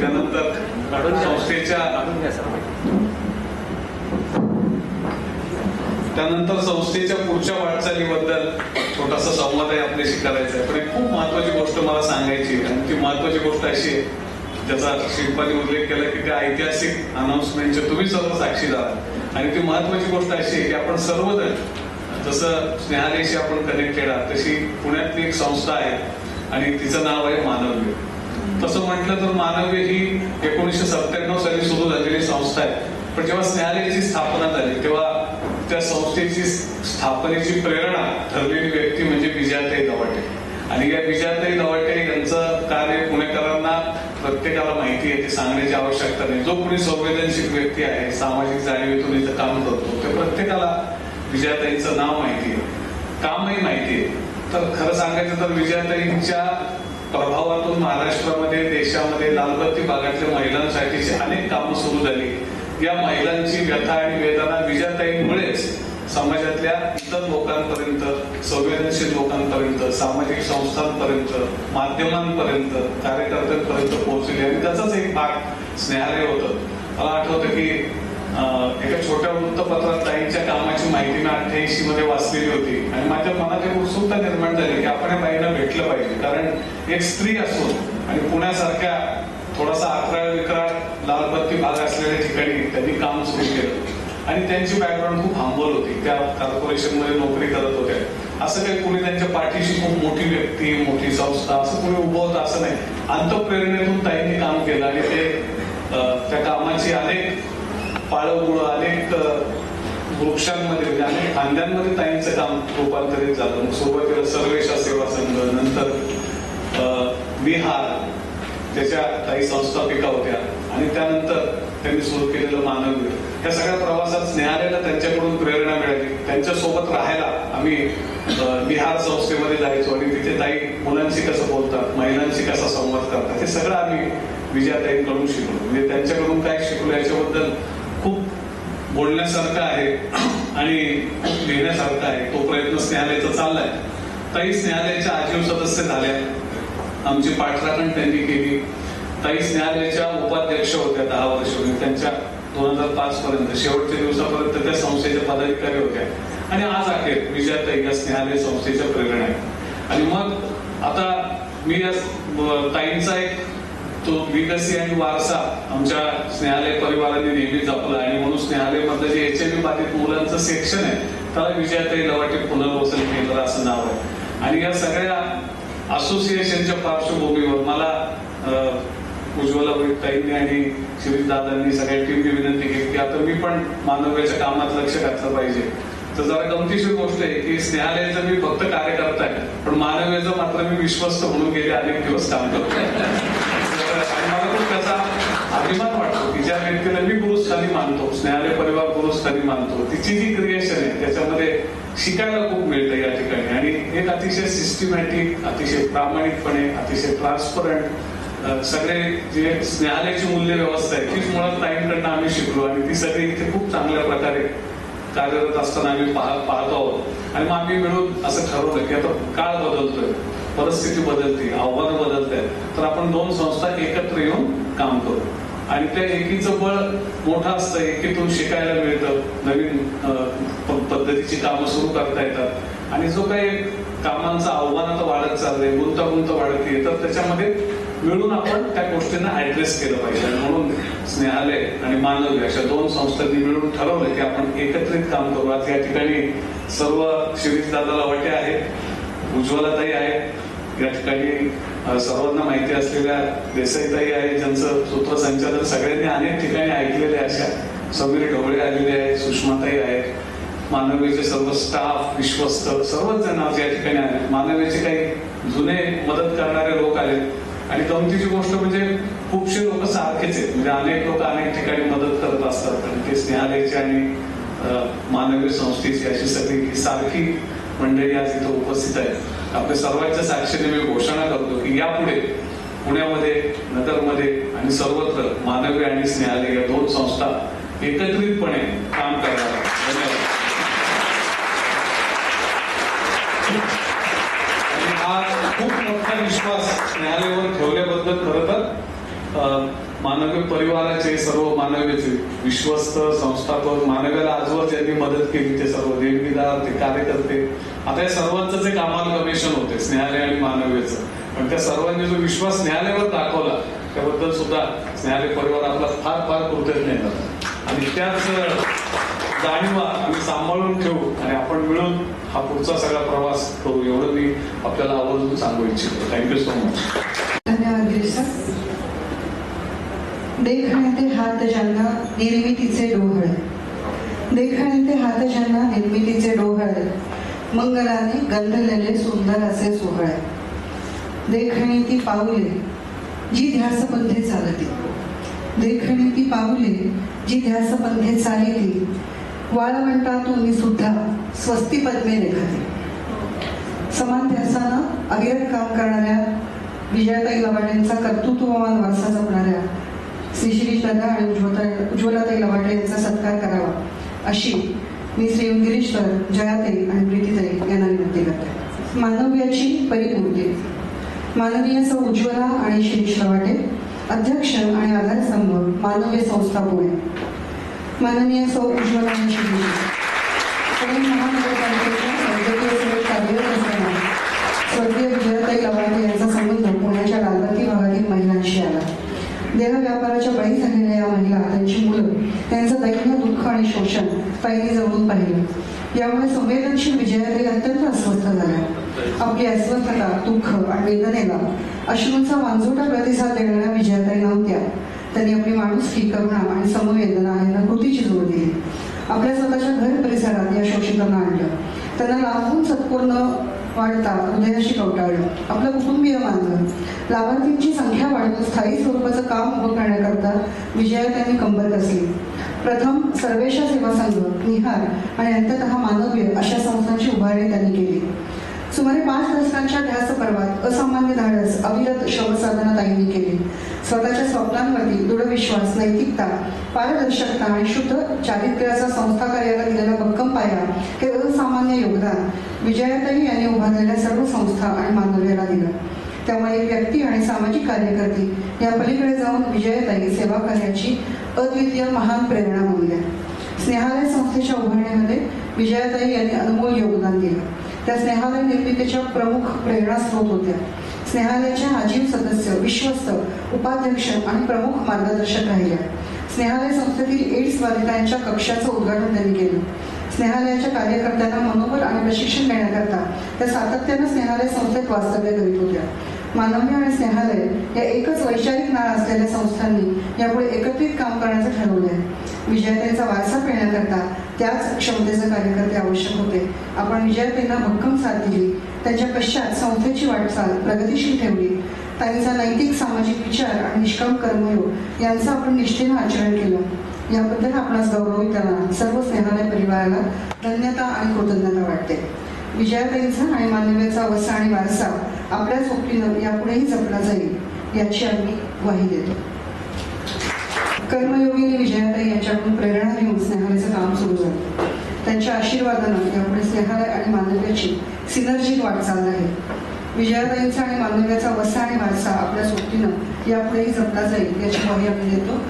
आणि माननीय शिरीजी लवाटे, अध्यक्ष मानवी संस्था, यांना मी विनंती करते की त्यांनी आपल्या समोर त्यांचं मनोगत व्यक्त करावं. नमस्कार. आज काही मेळावा मला या असं सगळ्यांना सांगितलं होतं. मला आमचं बोलणं खूप दिवस चालू होतं, पण गिरीश कुलकर्णी सरांनी हा मला एक छोटासा धक्का दिलेला आहे की हे असं काही प्रोग्राम असेल असं मला काही माहिती नव्हतं. तरी आणि या कार्यक्रमासाठी आपण जे सर्वजण स्नेहालयाचे नाही, स्नेहालय अधिक मानव्याचे पाठीराखे आहात, तर सर्वांच्या मी तुमच्या साक्षीनं हा गिरीश सरांनी घोषणा केलेली आहे आणि ती अगदी खूप विचारपूर्वक हा निर्णय घेतला. आता या म्हणलं की सिनरी म्हणजे 1 अधिक 2 अधिक 2 4 होतात. माझं म्हणणं असं नाहीये, 1 अधिक 1 11 होतात. आणि काय आम्ही हे नेहमी पार्टनरशिप लोकांनी करावी, बाकी काम करावे. खूप लोकांनी मदत करत असं की तुम्ही एकटे वेगळे बिझनेस करता, एकट्या म्हणून केला तुम्ही जास्त करू शकता, फक्त तुमचे विचार मात्र एक पाहिजे. तर 1 अधिक 1 11 होतात, ते उलट झालं तर 1 वजा 1 0 होत. हे प्रत्येकाने मनात बाळगायचा हे संकल्प आहे की 1 अधिक हे 11 व्हायलाच पाहिजे, तरच ते घडू शकतं, नाहीतर ते होऊ शकत नाही. मानवाची संकल्पना खूप जुनी संकल्पना. 97 साली जेव्हा ज्या आईने बुधवार पेठेमध्ये मुलं मेलेली दिसायला लागली, तिला कचरापेटीत पडलेली दिसायला लागली, तेव्हापासून ती कल्पना करायची होती. त्याचं काम खूप जुनं, बऱ्याच वर्षापासूनच होतं, सगळ्यांना माहिती आहे, परत रिपीट करत नाही मी. आणि ती जी काही जोरा होती 2005 साली विजयाताई गेल्या. त्याच्यानंतर अर्थात उज्ज्वला पहिल्यापासून या कामामध्ये पहिल्यापासून आहे, सोशल वर्क तिचा हे आहे, MSW झालेली आहे. ती सर्व तिच्या सगळ्या आमचे सहकारी सुद्धा त्याला चांगले मिळाले. सुषमाताई म्हणजे सोनिया, ते सगळे जे मागचे भूषण, त्याच्यावर खूप वर्ष आपल्याकडे काम करतो. नंतर तो म्हणजे मुलांची पहिला संबोधन त्याचा येत होतो. भूषण आणि त्याची पत्नी श्रद्धा हे दोघं तिथे कामं करतात, जे फ्रंट एंडला काम करणारी माणसं आहेत आणि ते चांगलं कामं करतात. त्याच्यामुळे हे संस्था पुढे चालू शकते. मला एक त्याच्यात विशिष्ट गोष्ट सांगायची आहे की हे एकत्रित करण्याचं आम्हाला सुचलं कसं की आपण काम करतोय, आपण काम करून शेवटी त्याची मजल काहीतरी एक ठरलेली असते, उडी ठरलेली असते. जोपर्यंत आपण एकत्रितपणे काम करत नाही तोपर्यंत त्याची वाढ जास्त वेगाने होऊ शकत नाही. माझी स्वतःची एक संकल्पना, मी HIV मुलांच्या बाबतीत जेव्हा काम करतो, HIV मुलांसाठी काम करणं आणि त्यांना समाजामध्ये रिहॅबिलिटेट करून त्यांना कामाला लावणं हा प्रश्न एक मोठा आहे. माझं मानवी संस्थेचं खूप मोठं ध्येय असं होतं, म्हणजे कुठल्याही सामाजिक संस्थेचं ध्येय असं असावं असं म्हणतं की या संस्थांना सगळ्यांना कुलूप लागलं पाहिजे. हे कुलूप जर लागलं तर आपण समाजाला उत्थान केलं असं आपण अर्थ होतो. आपण आता कसं करतोय, जे आपण आता ॲलोपॅथिक काम करतो, डॉक्टर तुम्हाला की जा तुला आजार काय झाला त्याच्यावर औषध दे, पण तो आजार कशामुळे झालाय ह्याच्यावरती काम खूप कमी ठिकाणी केलं जातं. आणि त्या प्रकारचं काम आपल्याला खरं म्हणजे करायचं. माझी एक शक्ती आहे की आपल्याला कारणावरती काम करायचं आणि त्याच्यातून कारणाचं काम केलं तर आपलं सामाजिक संस्थेची गरज लागायला नको. समाजाने जे काही निर्माण केलं तर स्वतःला सांभाळायची ताकद खरं म्हणजे त्याच्याकडे आहे. प्रत्येक समाजामध्ये खरंच ताकद आहे. पूर्वी कसे आपल्या समाजामध्ये प्रश्न कमी होते, पण एक लक्षात घ्या की किती जरी म्हणलं आपण ग्रुप लावायचं, आपल्या दृष्टीने जे काही प्रगत देश आपण म्हणतो त्याच्यामध्ये सामाजिक संस्था संपल्यात तर नाही संपल्या. तिथं सुद्धा अजून गरज लागते. म्हणजे अजून कुठेतरी ट्रॅक सगळ्यांचा चुकतोय की मूळ कारणावरती कोणीच काम करत. त्याच्यासाठी आपल्याला खरं काम करायची माझी इच्छा आहे आणि त्या दृष्टीने मला काम नीट करता यावं, बाकीच्या सगळ्या ट्रस्टीने त्याच्यावरती काम करता यावं आणि बाकीचे जे काही हे गोष्टी ते आपण एकत्रच डिपार्टमेंटात शेवटी एक्सटर्नल अफेअर्स मिनिस्ट्री आपण कोणाला दिली तर अमेरिकेत कसं एक्सटर्नल अफेअर्स संरक्षण खातं हे रोजच्या सरकारची जबाबदारी नाही आहे, त्या घेऊन टाकलेलं आहे. तशा पद्धतीने आपण युनायटेड स्टेट्स सारखं काम करू शकू का आणि त्यात आपण जास्त पुढे जाऊ शकू, हा एक त्यातला मोठा प्रकल्प होता. आणि तो आता सिद्धीच नेण्याची ही दुसरी पायरी, पहिली दिवसातही सर्वांना जाहीरपणे केलेली पायरी आहे. त्या सर्वांनी असंच सहकार्य दोन्ही संस्थांना चालू ठेवावं ही नम्र. धन्यवाद शिरीजी. विनायक देसाई यांना 2 मिनिटात आपण मत व्यक्त करायचं. मी त्यांना विनंती करायची त्यांना. नमस्कार. खुर्चीतून उठून इथे येईपर्यंत मनाला बजावत होते की भरून येऊ द्यायचं नाही. कसं असतं की विजयाताईंसारखी सामान्य घरामधली, सामान्य कुटुंबामधली स्त्री जेव्हा असं असामान्य काम करते आणि तेही 27-28 वर्षापूर्वी, आणि एखादं आपण सांभाळलेलं अपत्य जेव्हा छान सर्व बाजूंनी संस्कारित आपण करतो आणि त्याला आता आपल्याला समर्थ हातांमध्ये सोपवायचंय असा जेव्हा आमच्या सर्वांमध्ये विचार झाला तेव्हा विजयाताईंच्या कामाकडे पाहून पुढे वाटचाल करणारे डॉक्टर गिरीश आमच्या नजरेसमोर आले. खरे अनेक वर्ष त्याच्यावरती आम्ही चर्चा करत होतो, बोलत होतो, पण स्नेहालयच का असं मनात आल्यानंतर खूप आयाम त्याचे तपासून पाहिले की विजयाताईंनी सुरू केलेलं, बांधलेलं, अत्यंत प्रेमाने बांधलेलं, कारण सगळं मिळतो, प्रसिद्धी मिळेल, वर्तमानपत्र, फोटो सगळं मिळेल, पण त्या सगळ्या तळाशी प्रेम, ह्याला मी अंडरलाईन करते की हे प्रेम जे विजयाताईंनी मुलांना दिलंय, हे प्रेम स्नेहालयाशिवाय कोण देऊ शकेल. स्नेह ज्यांच्या संस्थेमध्ये आहे आणि तो स्नेह आमच्या मानवतेला मिळावा आणि तो मिळणार आहे त्याची खात्री आम्हाला वाटली. आणि म्हणून आजपासून स्नेहालय मानव्य डॉक्टर गिरीश आणि त्यांच्या सगळ्या टीमकडे देताना एका डोळ्यामध्ये थोडंसं अश्रू येतात विजयाताईंचं काम त्याच पद्धतीने पुढे चालेल याची खात्री वाटते, म्हणून दुसरा डोळा आणखीन आश्वासक होतोय. अशा त्या आश्वासक अशा आशेने आम्ही सर्व विश्वस्त सगळे काम करणारे डॉक्टर गिरीश यांच्या हातामध्ये एक छान तयार अशी संस्था अधिक पुढे नेण्याकरता देत आहोत. धन्यवाद. अत्यंत भावपूर्ण शब्दामध्ये विनयाताईंनी त्यांचं मनोगत व्यक्त केलं. कार्यक्रमाच्या सांगतेकडे वळताना गिरीश सरांना मी अशी विनंती करते की त्यांनी त्यांचे विचार मांडावे. तसं मी यापूर्वी आपल्यासमोर उपस्थित राहिलो आणि 2 शब्द बोललो, तेव्हा मी सांगितलं तसं की ते इतकी तोलामोलाची माणसं आज उपस्थित आहेत आणि आपण सर्वांनीच स्नेहालय, मानवीय या संस्था अशाच उभ्या राहत नाही. त्याच्या मागे अनेक वर्षांचे कष्ट, अनेक लोकांची साधना असते. आणि मला माहिती आहे की मी अनेकांचं प्रतिनिधी म्हणून इथं बसलोय, बोलतोय आणि स्नेहालयच्या बद्दल जे ट्रान्सफॉर्मेशन स्नेहालयचं झालेलं आहे त्याच्याबद्दलही मी 2 शब्द आपल्याला सांगेन. विषय खूप आहेत आणि ते मला सगळे 15 मिनिटातच तुमच्याशी संवादित करायचे, ही मर्यादा आहे. खूप लोकांनी स्नेहालयाला खूप मोठा हातभार लावला आणि त्यातले काही लोक नुकतेच दिवंगत झाले. कालच दिवंगत झालेले आमचे यशवंत सदाशिव आत्ते काका, त्यांनी स्नेहालयाच्यासाठी खूप मोठं योगदान दिलं. नुकत्याच आशाताई शेठ वारले. जसे विजयाताई लवाटे एक मोठ्या कार्यकर्ते होते, आशाताईंचं सुद्धा एक सामाजिक क्षेत्रातलं मोठं योगदान राहिलेलं आहे. त्यांचे चिरंजीव शेखर शेठ, लाईन शेखर शेठ हे सुद्धा इथं आज आलेले आहेत.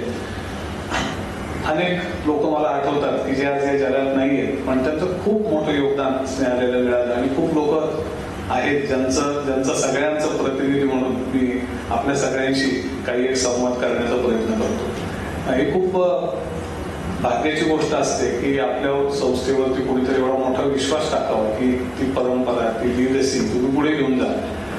आणि लिगसीचा फार मोठा प्रॉब्लेम असतो. जितकी मोठी लिगसी असते, जितकं मोठं काम मोठी माणसं उभं करतात, तर त्याला सक्सेसर मिळणं किंवा ती त्या पद्धतीने त्या मूल्य व्यवस्थेनं सांभाळली जाणं हे खूप एक मोठं आव्हान असतं. आणि मला असं वाटतं की आज आम्ही सगळे असे खुश नाही आहोत की आपल्याला एक संस्थेच्या सोबत अजून काम करायचंय आणि चांगलं वाटतं.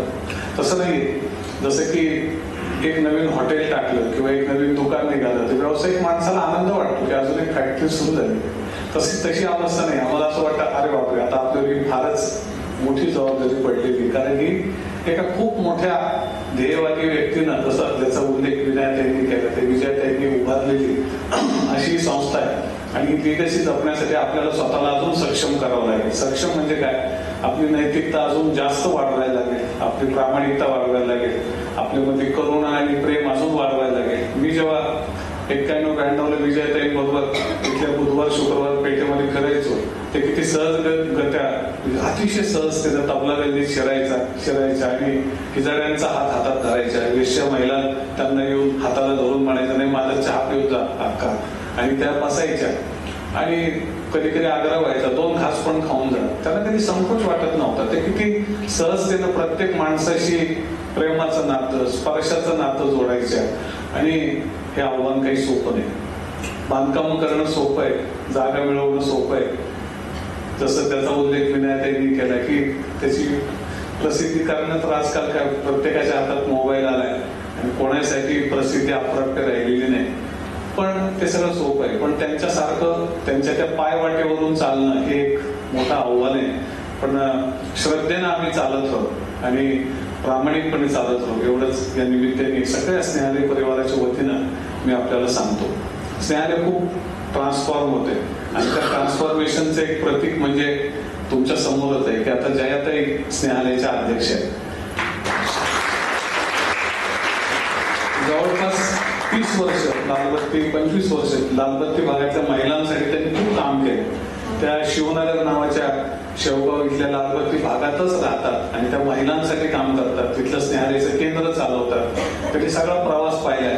चांगली गोष्ट आहे की आमच्या सगळ्या गल्लीतल्या बायकांनी विजयाताईंना पण पाहिले, खूप जवळून पाहिले. त्या ताई जेव्हा यायच्या राहायच्या, एक लाल रिक्षा होती आमच्याकडे करुदिया फाउंडेशनला दिलेली, त्याच्यात आम्ही बसायचो आणि त्या रिक्षा ती 6 लोकांची रिक्षा होती पण आम्ही 14 लोक बसायचो आणि सगळ्या लालबत्त्यांमध्ये फिरायचो आणि तिथे त्या बायकांशी बोलायच्या, संवाद व्यापाराचे. ऍक्च्युली आम्ही सगळे पोरं होतो आणि आम्हाला त्या महिलांशी देह व्यापारात त्यात काही वयाने ज्येष्ठ होत्या, काही कनिष्ठ होत्या, कसं बोलायचं, काय बोलायचं ते आम्हाला ताईंकडे बघून आम्ही शिकायचो. तर हे ट्रान्सफॉर्मेशन न्यायालयामध्ये झालं. ताई अशा छोट्या छोट्या गोष्टी सांगायच्या की कुठल्याही बाईशी बोलताना नेहमी तिच्या डोळ्यात बघून बोलायचं, इकडं तिकडं नाही बघायचं. छोटी गोष्ट पण ती किती महत्वाची होती हे काळाच्या ओघात आम्हाला समजलं. तेव्हा आम्हाला वाटायचं हे काय, आपण कामासाठी जातो, कुठं बघायचं हा काय एवढा मोठा प्रश्न असतो काय, आपण सेवेला. तसं नाही, तुम्ही त्या बाईच्या डोळ्यात बघा नाही तर खाली बघा. आणि ही खूप महत्वाची गोष्ट आहे. छोटी छोटी गोष्ट हाताला धरून त्यांनी शिकवलेल्या आहे. आणि आता त्याचं ट्रान्सफॉर्मेशन हे सगळं ज्यांनी पाहिलं, ताईंना ज्यांनी पाहिलं, तर विजया तुमच्या स्नेहालयाची एक धोरण आहे. जसं तुम्ही ते BOT ऐकलं असेल, बाय ओन ट्रान्सफर, तसं स्नेहालयाची एक सामाजिक संस्था बऱ्याच आहेत. स्नेहालयाची स्वतःची एक विचार करण्याची एक पद्धत आहे आणि शैली. तसं आम्ही म्हणतो की तुम्ही सहभाग द्या, स्वामित्व घ्या आणि संचालन करा. Join both and do your job. तुम्ही संचालन करा, यू रन द इन्स्टिट्यूशन, असं स्नेहालयाचं एक विचार आहे. आणि मग आपण पाहतो की आता सगळे जे जुने लाभार्थी आहेत, महिला आहेत, माजी विद्यार्थी आहेत, त्यात ही संस्था लीड करतात. आणि असं ट्रान्सफॉर्मेशन फार कमी ठिकाणी होतं की जिथे काम करणारी पहिली पिढी ती आता शेवटच्या रांगेत उभी आहे आणि जे पूर्वी शेवटी होते त्यांना शिक्षणातून त्यांचं समाजीकरण होऊन त्यांची एम्पॉवरमेंट होऊन आता ते लीड करतायत. जयाताई स्नेहालयाच्या अध्यक्ष आहेत आणि डॉक्टर प्रीती आता स्नेहालयाच्या सेक्रेटरी, त्या मेडिकल प्रोफेशनल आहेत. आणि त्याबरोबर समोर बसलेल्या गीता कौर या आता खजिनदार म्हणून काम करतात. गीताच्याकडे सगळ्या खजिन्याचं चालू आहे. आणि आता सगळं अडॉप्शनचं काम स्नेहालयाचं, स्नेहापूर अडॉप्शनचं सेंटरचं तुम्हाला माहिती आहे. आता रुपालीबाई बाबी मुनोत त्याचं सगळं काम पाहतात. आणि शिक्षणाचं काम पाहायला आता मुग्धा शुक्र येत आहे, त्या पण त्यांचा पूर्ण वेळ देऊन शिक्षणाचं काम पाहतात. जशी पुण्यामध्ये महिलांची टीम पुढे आहे, तसं स्नेहालयामध्ये सुद्धा महिलांची आता एक पूर्ण टीम आहे. ते 13 महिला आहेत, 12 महिला आहेत ज्या आता स्नेहालय लीड करतात. आणि भाई गुजर असतील, संजय गुगळे असतील किंवा मिलिंद कुलकर्णी असतील. आमची जी पहिली टीम होती, पाठीमागे श्याम आसाव बसले, भरत कुलकर्णी, आम्ही सगळे आता त्यांच्या मागे राहून त्यांचे पावलं पाहत चालायचा प्रयत्न करतो. तर हे ट्रान्सफॉर्मेशन आहे. आणि आपण ज्यांच्यासाठी काम करतो त्यांना स्वतःच्या प्रश्नांबद्दल काय वाटतं, त्यांना काय कशा पद्धतीने काम पुढे घेऊन जावं असं वाटतं, हे त्यांना ठरवून देणे हे खूप महत्वाचं आहे. आणि ही मला वाटतं की एक मोठी ट्रान्सफॉर्मेशनची फेज आहे. मला खूप कृतज्ञता वाटते की जसं करंदीकर दाम्पत्याचं तुम्ही इथं ऐकलं, डॉक्टर नीरज आणि दीप्ती यांनी कामाविषयी सांगितलं. आणि अशी अनेक माणसं प्रत्येक प्रकल्पामध्ये इन्व्हॉल्व येतात. हा सगळा मानसग्राम आणि मानसिक आरोग्याचा विषय त्यांचं बोट धरून स्नेहालयाचा हा प्रकल्प पुढे पुढे चाललाय. आणि त्यांच्याकडनं त्यांचे इन डेप्थ नॉलेज आहे या विषयातलं, तर त्यांच्याकडून शिकायचा प्रयत्न स्नेहालयाची सगळी टीम करत असते आणि हा विषय पुढे चालला. पण प्रत्येक प्रकल्पाला आम्ही कुणी ना कुणी संचालक शोधलेत, मानद संचालक. आणि स्लमचा प्रकल्प आहे, झोपडपट्टीतल्या मुलांचा, लालबत्तीतल्या महिलांचा प्रकल्प आहे. प्रत्येक प्रकल्पाला कोणीतरी मानद संचालक आहे. आणि प्रकल्प खूप आहेत, त्यांचा उल्लेख सगळा करणं पण शक्य उचित होणार नाही, माहिती आहे सर्वांना. पण अशा प्रत्येक प्रकल्पामध्ये जे स्वयंसेवी लोक आहेत ते इन्व्हॉल्व होत आहेत. आणि आम्हाला खूप आशादायक गोष्ट वाटते, कारण एखादी संस्था ग्रो होत असताना प्रकल्प घ्यायचा आणि खूप त्याच्यामध्ये ज्याला म्हणू की आपण एक नोकरशाही तयार करायची आणि मग त्याच्यात स्वयंप्रेरणा जाते. लोक 10 वाजता येतात, 6 वाजता त्यांना 5 वाजता निघण्याची वेळ लागलेली असतात. तसं सामाजिक संस्थेचं होता कामा नये. त्यांची चेतना आणि प्रेरणा 24/7 24/7 जिवंत असली पाहिजे, जागृत असली पाहिजे.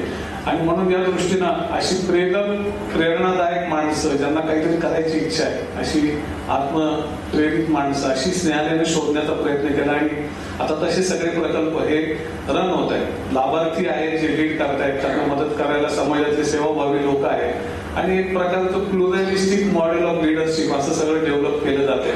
मागच्या 4-5 वर्षांमध्ये या ठिकाणी शशिकांत सातबाई आहेत, त्यांनी स्नेहालयाचं पुनर्रचना खूप सुंदर प्रकारे केली. आणि आता आपण पाहाल तर व्यवस्थापनामध्ये किंवा एखाद्या प्रोफेशनल कंपनीमध्ये म्हणा, व्यवस्थापनामध्ये म्हणा, जी मूल्य आणलेली असतात आपल्याला दिसतात, तशी बरीचशी गोष्टी, बरीचशी मूल्य, व्यावसायिक दर्जा, प्रोफेशनलिझम हा तुम्हाला कामामध्ये स्नेहालयाचं दिसेल. आणि त्याचं श्रेय अनेकांना आहे. या ठिकाणी पाठीमागे आमचे मित्र अजित थडानी बसले, त्यांनी टेक्नॉलॉजी सगळी प्रत्येक ठिकाणी आणली आहे. गेली 7-8 वर्ष आपल्याला प्रिंटेड पावती मिळते आणि ती पटकन मिळते. पैसे टाकले की काही तासात तुम्हाला तुमच्या पावती तुमच्या मोबाईलमध्ये आलेली असते.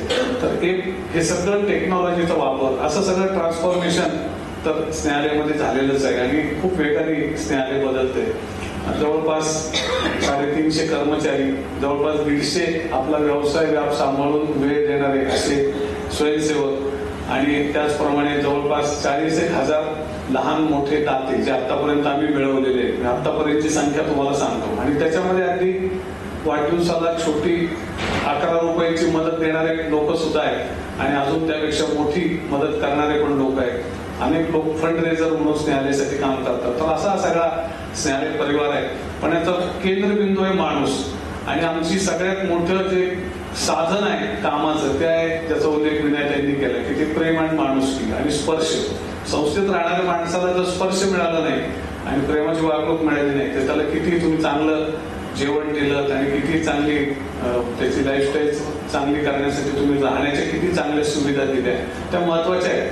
पण त्या प्रेमापेक्षा स्पर्शापेक्षा महत्वाच्या नाही. त्याची जागा काही कोणी घेऊ शकत नाही. हा मात्र आमचा समान विश्वास आहे मानवीयचा पण आणि स्नेहालयाचा पण.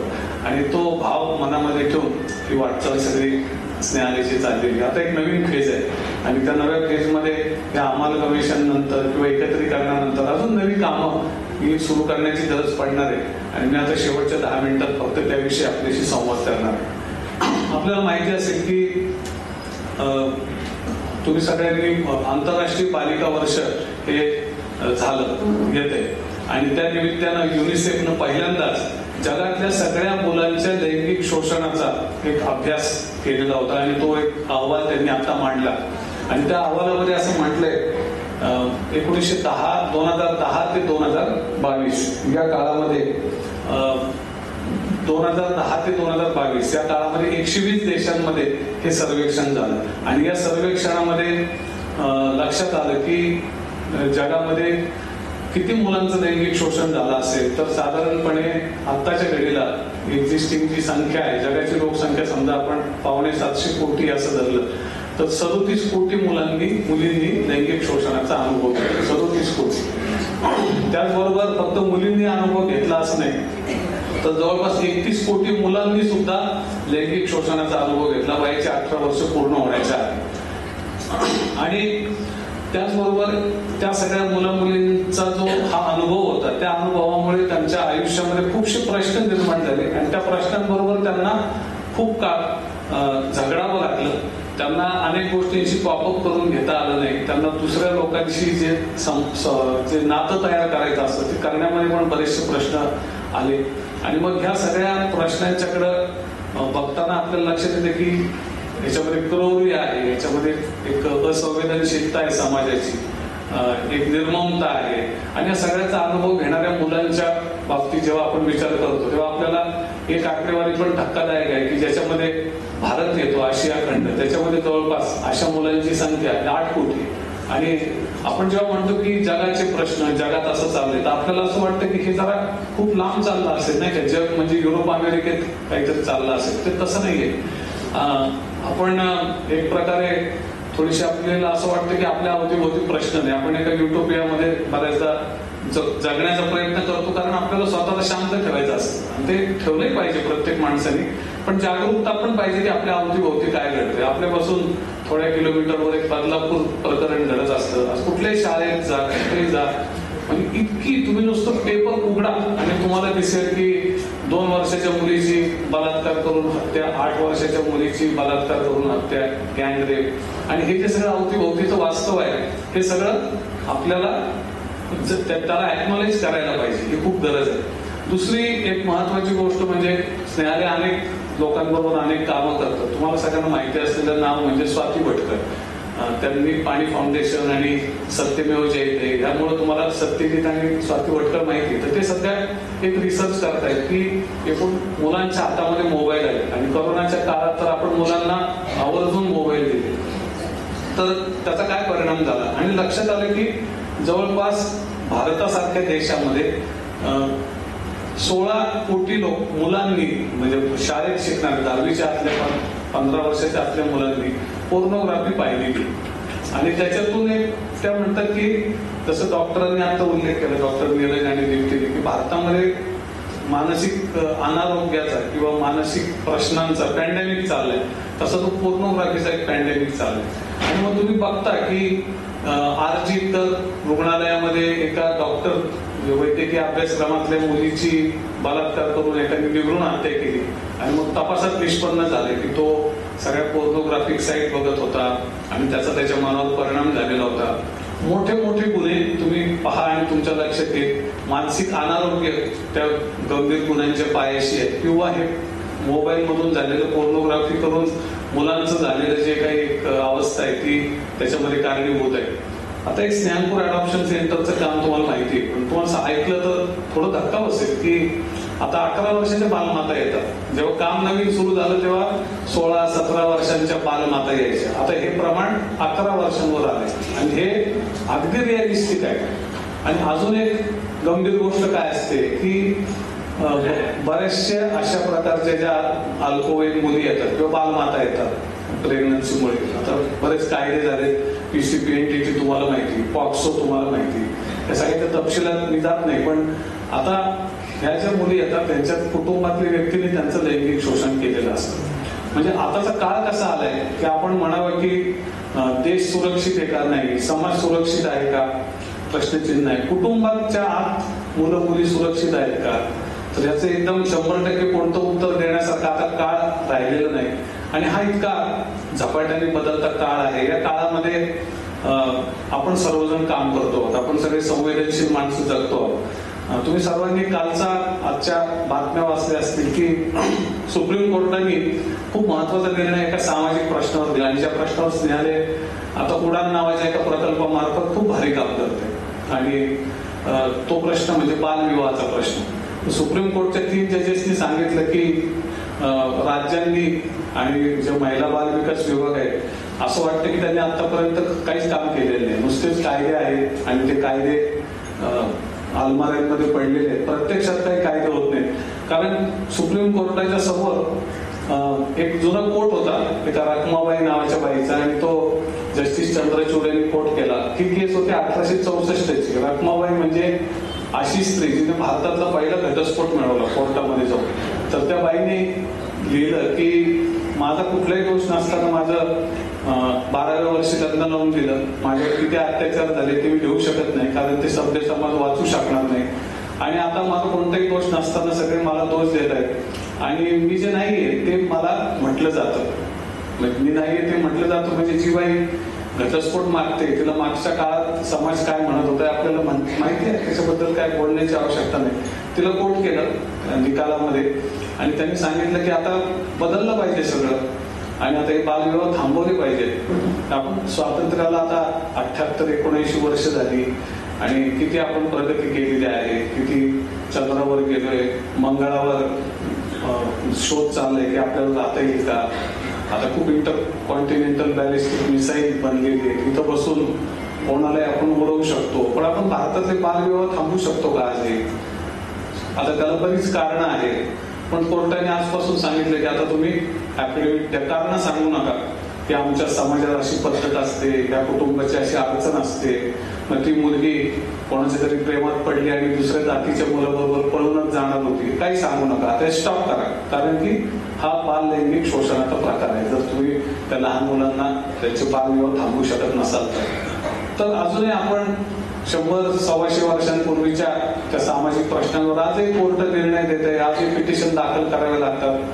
125 वर्षांपूर्वी पुण्यात खूप मोठं भांडण झालं होतं, तुम्हाला ते माहिती, टिळक आणि आगरकरांचं. तर आगरकर म्हणायचे की संमती 14 वर्षाच्या आत मुलीचं लग्न करता कामा नये आणि टिळक म्हणायचे कायदा करत, तुम्ही जर सरकारला सांगितलं कायदा करा आमच्यासाठी तर सरकार तुमच्यासाठी खूप कायदे करत सुटेल आणि मग तुम्हाला खूप त्रास होईल. प्रत्येक सामाजिक विषयात सरकार कायदा करेल, त्यामुळे सरकारला नाही कायदा करू द्यायचा, समाजाने तसं बंधन पाळायचं. आणि टिळकांनी स्वतःच्या मुलींचे लग्न अल्पवयात केले नाही, म्हणजे 14 वर्षाच्या नंतरच केले. पण त्यांचा सरकारने कायदा करण्याला विरोध होता आणि मग ते किती त्याच्यावर किती मोठं इतिहास आहे, फार मोठा. पुण्यामध्ये आपण आहोत सगळे. पण आज इतक्या वर्षांनंतर, आज वर्ष 2024 मध्ये सुप्रीम कोर्ट सांगतं की काहीच काम झालेलं दिसत नाही. तर ह्या सगळ्या परिस्थितीकडे पाहिल्यावर आपल्या लक्षात येईल की आपल्या देशामध्ये अमक्याचं सरकार आलं, तमका व्यक्ती हा अमक्या पदावर गेला किंवा तमका व्यक्ती अमक्या पदावरून पाय उतार झाला, ह्याच्यामुळे ह्या सगळ्या सामाजिक परिस्थितीमध्ये खरंच किती फरक पडणार आहे. आज तुम्ही पाहिलं तर या सगळ्या स्थित्यंतर सगळी पाहिली आपल्या भारताने आणि आपण पाहतोय की हे सगळे प्रश्न वाढत चालले आणि मग आपल्याला हा प्रश्न पडतो की आपण एका कोणत्या प्रकारचा समाज आपल्या पुढच्या पिढ्यांसाठी सोडून जाणार आहोत. आणि हा प्रश्नाचा विचार प्रत्येकाला करायला पाहिजे, कारण पुढच्या पिढ्यांच्या बरोबरच आजची जी पिढी आहे आपली आजची ती पण सुरक्षित आहे असं मानायचं कारण नाही.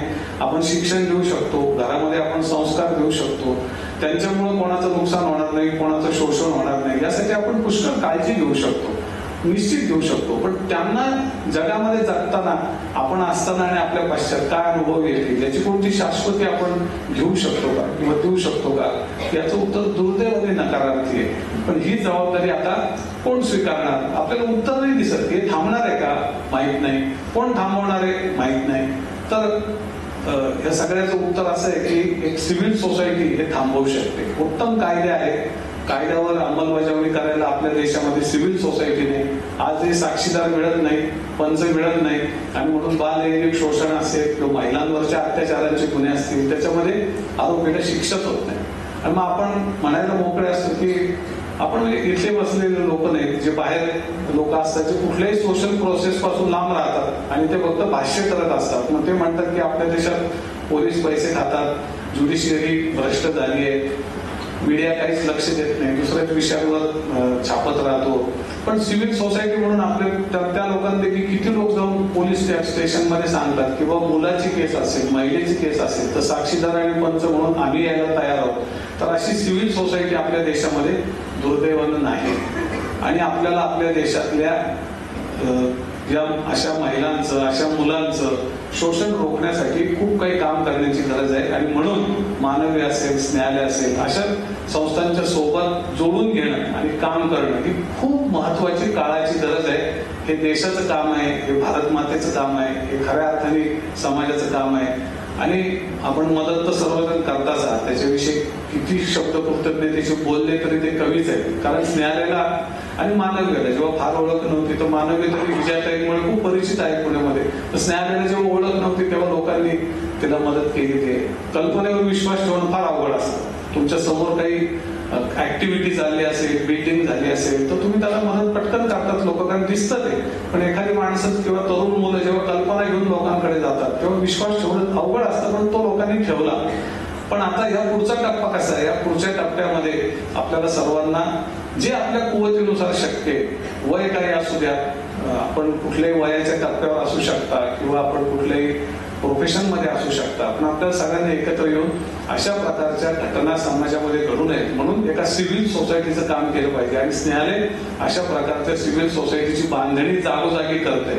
आता न्यायालय कुणी म्हटलं की आमच्या गावामध्ये येऊन जागा देतो, प्रकल्प सुरू करा, तर आम्ही म्हणतो नाही, थांबा, तुम्हाला जागा द्यायची का, तुमच्या गावात कोण चांगलं काम करणार आहे ते आम्ही शोधतो, त्यांना आम्ही इन्स्पायर करतो, त्यांना आम्ही मदत करतो, त्यांना आम्ही आमचे देणगीदार देतो, त्यांना आम्ही आमचे सगळे जे सिस्टीम्स आम्ही डेव्हलप केलेले आहेत ते देतो, आम्ही आमच्याकडे जे टेक्नॉलॉजीचा वापर करतो तो शिकवतो, आम्ही त्यांना एकूण सगळा PR असेल, फायनान्स असेल, HR असेल, यातलं आम्ही जे शिकलोय ते आम्ही सगळं मनापासून मनोभावे शिकवायचा प्रयत्न करतो. पण तिथं त्यांनी उभं राहिलं पाहिजे. तुमचे विचार वेगळे असू द्यात, तुमचं नाव वेगळं असू द्या, तुम्ही काम जर ते करणार असाल तर आमच्यासाठी ते न्यायालयाचं काम आहे. न्यायालयाचं काम म्हणजे ते देशाचं काम आहे, ते भारत मातेचं काम आहे. या भावनेतून आम्ही अनेक ठिकाणी, अनेक संस्थांसोबत, अनेक तरुण लोकांबरोबर सुद्धा काम करतोय. तेव्हा ज्यावेळेला तुम्ही न्यायालयाला मदत करता त्यावेळी तुम्ही फक्त न्यायालय नावाच्या एका अहमदनगर आणि पुण्यातल्या सेटअपला मदत करत नसता, तर असंख्य तरुण मुलं, धडपडणाऱ्या संस्था यांना तुम्ही मदतीचा हात देत असता. कारण आम्ही त्या सर्वांसाठी काम करायचा प्रयत्न करतो.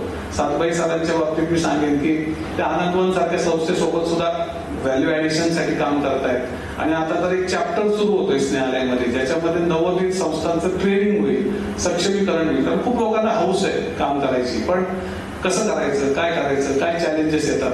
कारण हौशेच्या पलीकडे जाऊन सगळ्या गोष्टी शिकल्याशिवाय संस्था दीर्घकाळ काम नाही करू शकत. मग ते मेंटॉरिंग गरजेचं आहे. हे सगळं काम न्यायालय करतं. 3 गोष्टी सांगतो आणि थांबतो. म्हणजे तुम्हाला स्नेहालयाची बदलती कल्चर काय आहे ते तुमच्या लक्षात येईल. मी परवा इथे एक पुण्यात आलो होतो, ईशान्य फाउंडेशन म्हणून संस्था आहे, माहिती असेल तुम्हाला. ती दरवर्षी भारतातल्या सगळ्या NGOचं सामान तिथं बनवलेलं घेते, बचत गटांचं सामान त्यांना बोलवते आणि त्यांचा एक मॉल आहे इथे येरोड्याला. त्या मॉलमध्ये ते 5-7 दिवस प्रदर्शन चालतं. 4-1 कोटी रुपयांची अशी उलाढाल होते. प्रत्येकाला पैसे मिळतात. जे लोक आपलं माल घेऊन विकायला येतात, बचत गट असतात, सगळ्या प्रकारचे आर्टिझन्स असतात त्याच्यामध्ये आणि खूप चांगलं प्रदर्शन असतं. त्याच्या समारोपाला ते कोणातरी बोलवतात सामाजिक क्षेत्रातले. तर त्यांनी मला बोलवलं होतं. एक पारुल आणि शैलेश भाई मेहता नावाचे दीपक फर्टिलायझरचे मालक, पण त्यांना खूप हौस होती. तर मला तिथे गेल्यावर स्टेजवर मी पाहिलं की एक मोठी व्यक्ती तिथं होती. त्या बाईंचं नाव रेखा झुंझुनवाला. तर तुम्ही सगळ्यांनी ते राकेश झुंझुनवालांचं नाव ऐकलं असेल. ते मोठे फायनान्सच्या जगामधलं एक मोठं माणूस नाव होतं. त्यांची ती पत्नी आणि ती खूप चांगली, एकदम सिंपल आणि अतिशय सामाजिक कामाची जाण असलेली आणि मदत करणारी अशी व्यक्ती. आम्ही खूप गप्पा मारल्या. 2-3 तास आम्ही बरोबर होतो. आणि मग तिथून मी घरी गेलो आणि माझ्या लक्षात आलं की आमचे जे मेंटॉर आहेत, आमचे पालक आहेत रमेश कचुलिया, त्यांचं पण थोडंसं या सगळ्या मुंबईच्या या वर्तुळामध्ये संपर्क असतो. त्यांचा मुलगाही त्या फायनान्स आणि अशा क्षेत्रात काम करतो. मी त्यांना सकाळी फोन करून सांगितलं आणि आमच्या स्नेहालयाच्या काही अडचणी आहेत. सध्या बालभवनला कुणी स्पॉन्सर नव्हता. शाळेसाठी आम्ही शोधत होतो कुठली तरी एखादी CSR कंपनी ज्यांच्याबरोबर काम करते. 400 मुलं शिकतात आणि उत्तम दर्जाचं शिक्षण आहे. पण शेवटी ती सिस्टीम रन करायला एक फायनान्शियल असिस्टन्स लागतो आणि त्यांना इंटरेस्ट होता शिक्षणामध्ये. म्हणून मी त्यांना फोन केला अंकलना आणि अंकलला म्हणलं, अंकल या बाई मला काल भेटल्या होत्या आणि मी हे सांगणार की त्यांना तुम्ही सांगता का की स्नेहालयाला तुम्ही ओळखता, म्हणजे मला प्रपोजल मूव करते. त्याच्यात ते म्हणाले की अरे बहुत अच्छा हो गया गिरीश, वो कलकत्ता में जो मामून अख्तर है हावड़ा में काम करता है, उसका एक स्कूल का काम अभी पड़ा है. तो आता 16,000 मुलांना शिकवतो झोपडपट्टीतले. एक शाळेचं बांधकाम रखडलंय. तो आप तुम्हारी बातचीत हो ही गई है तो उनको एक मैसेज भेज दो जो मैं तुम्हें भेज रहा हूँ, प्रपोजल भेज रहा हूँ. उनको कहो कि उसका काम अगर हो जाए तो अच्छा. तुमने खुद विजिट केली. मी 4-5 वेळा त्या शाळेत जाऊन आलो होतो. मी म्हटलं हे सांगतात लगेच करतो. आणि मी ताबडतोब त्यांच्याशी संपर्क केला आणि त्यांना सांगितलं की मी त्या शाळेत जाऊन आलो होतो, त्यांनी तुम्हाला प्रपोजल पाठवले आणि माझी विनंती आहे स्नेहालयातर्फे की तुम्ही ते काम नक्की तुम्हाला शक्य असेल तर मदत करा. साधारणपणे 5-6 तासांनी त्यांचा फोन आला की तुमचा फोन आला आणि मी पर्सनली ओळखत नव्हते पण मी तुमचं ऐकलं आणि आपण बोललो सुद्धा. So I believe in you. मी त्यांना त्यांची जी मदत तुम्ही सांगितलेली होती प्रपोजल प्रमाणे पैसे पाठवून दिलेले. मला खूप आनंद वाटला आणि मला असं वाटलं की हेच काम आहे स्नेहालयाचं. स्नेहालय स्वतःसाठी मागत नाही. पहिले जो जास्त गरजू आहे त्याला मदत करायचा प्रयत्न करतात. आम्ही कसे तरी तरंगायला शिकलेलो आहे पाण्यावरती, पण जे बुडू शकतात त्यांना पहिले मदतीचा हात दिला पाहिजे. मी नेहमी माझं मुंडकं वर राहील आणि मी माझा पैलकीर गाठेल असा विचार करून चालणार नाही. जो बुडतोय त्याला वर घ्या आणि आपण पुढे जात असताना जितक्या जास्त लोकांना त्या बुडण्यापासून वाचवता येईल आणि पैलकीराला नेता येईल तो प्रयत्न स्नेहालयाचा असला पाहिजे. ही स्नेहालयाची बदलती भावधारा आहे जी मी सर्व आपल्या लोकांपर्यंत पोहोचू इच्छितो. आपल्याला खूप माणसं पाहिजेत नाही का समाज बदलण्यासाठी. जी माणसं कुठं मिळणार आहे? ती माणसं आपल्याला ह्या आपल्या अवतीभोवतीच्या समाजातून तयार करायला लागतात. आणि मग कशी माणसं तयार होतात? तर मी 2 गोष्टी छोट्याशा सांगतो. त्याच्या एकाचं मी नाव नाही सांगत कारण मी का नाही सांगत ते तुमच्या लक्षात येईल.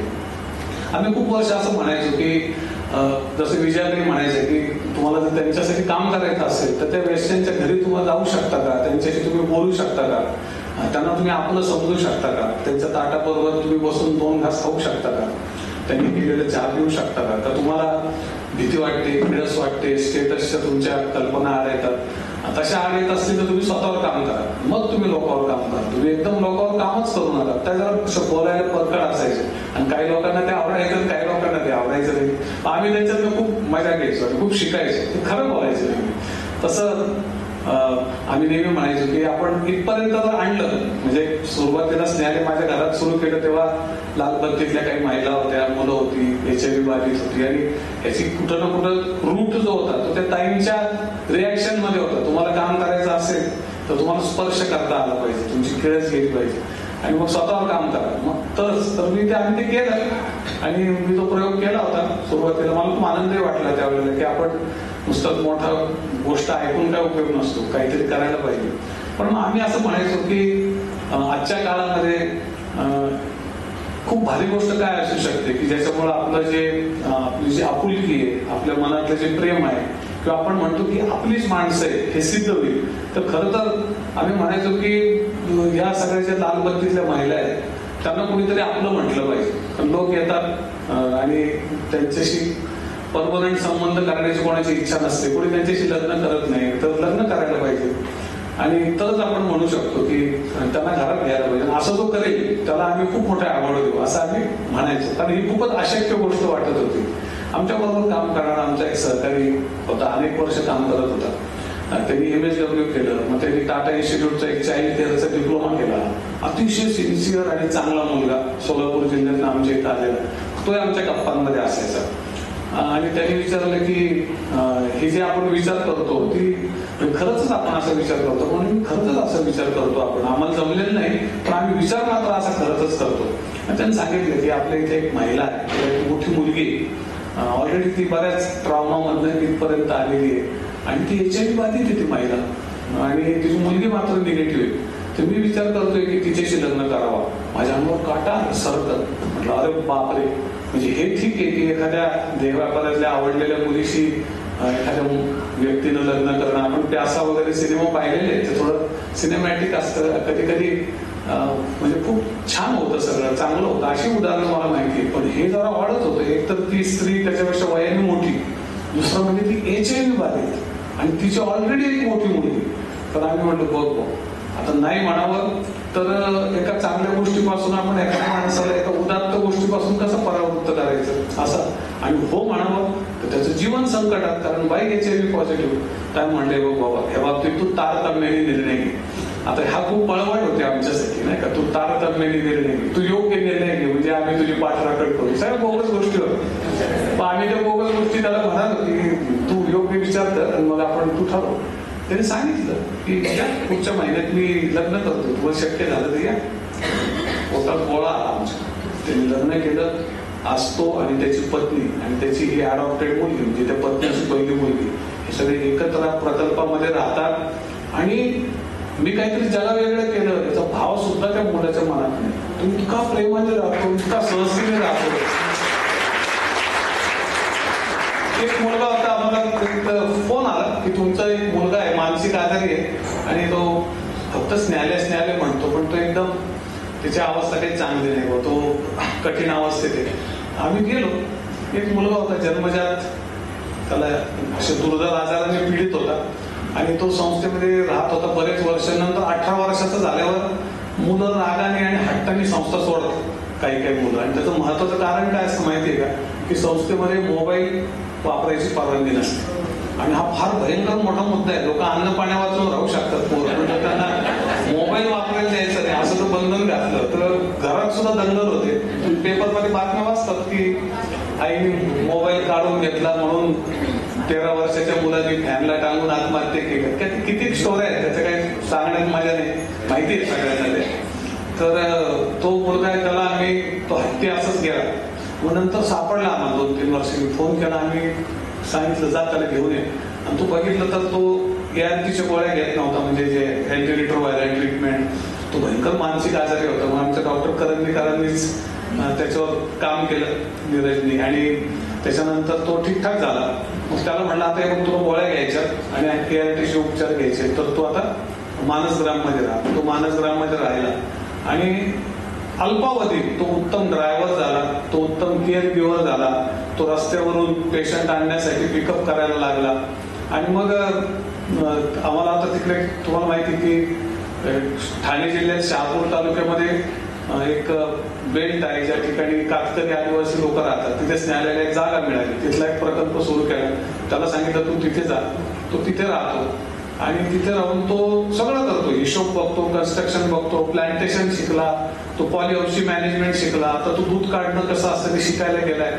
आणि एक माणूस म्हणजे एक कम्प्लीट प्रकल्प आहे. त्याला सगळं येतं, स्वयंपाकापासून औषध देण्यापासून सगळं येतं त्याला. आणि असं ट्रान्सफॉर्मेशन झालेला आमचा तो मुलगा आहे, त्याचं नाव हरी आहे. तो तिथं आता राहून उत्तम काम करतो. जर तुम्हाला कधी संधी मिळाली तर तुम्ही माळशेज घाटाच्या तिथे जा. तिथे सरळ गावाच्या पलीकडे किनवली नावाचं गाव आहे. तिथं स्नेहालयाचा प्रकल्प चालू आहे. तिथे 5 एकरामध्ये मियावाकी जंगल केलंय आणि बरेच कामं सुरू केली. बाकी अनेक संस्थांना जागा दिल्यात आपण.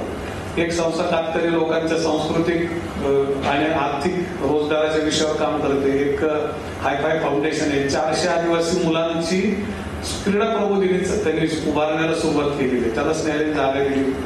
एक पवन शर्मा नावाचा मुलगा आहे, तो वाईल्ड अॅनिमल सांभाळतो. त्याला कोणी जागाच नाही ना मुंबई ठाण्यामध्ये. त्याला आपण 1-2-3 एकर जागा तिथे देऊ केली. असे अनेक लोकांना घेऊन चालतोय आपण, कारण जे आपल्याला समाजाने दिलेलं आहे ते काही आपल्या एकट्याचं नाहीये. ज्यांना ते मिळत नाही त्यांना शेअर करायचं, असं एक स्नेहालयाचं भावधारेचं पार्ट आहे. त्याप्रमाणे तिथं आपण ते काम करतोय. तो अख्खा प्रकल्प हा एकटा मुलगा सांभाळतो. मी आपल्याला विचारतो की हे सगळे सामाजिक प्रश्न आहेत. आता एक बालविवाहाच्या वरती उडान नावाचा प्रकल्प काम करतो आणि एक मुलगा आहे आमचा प्रवीण कदम. 24 तास त्या उडानच्या मध्ये तो काम करत असतो. त्याने आतापर्यंत जवळपास 500 बालविवाह थांबवले नाही, मुलींचं पुनर्वसन केलं.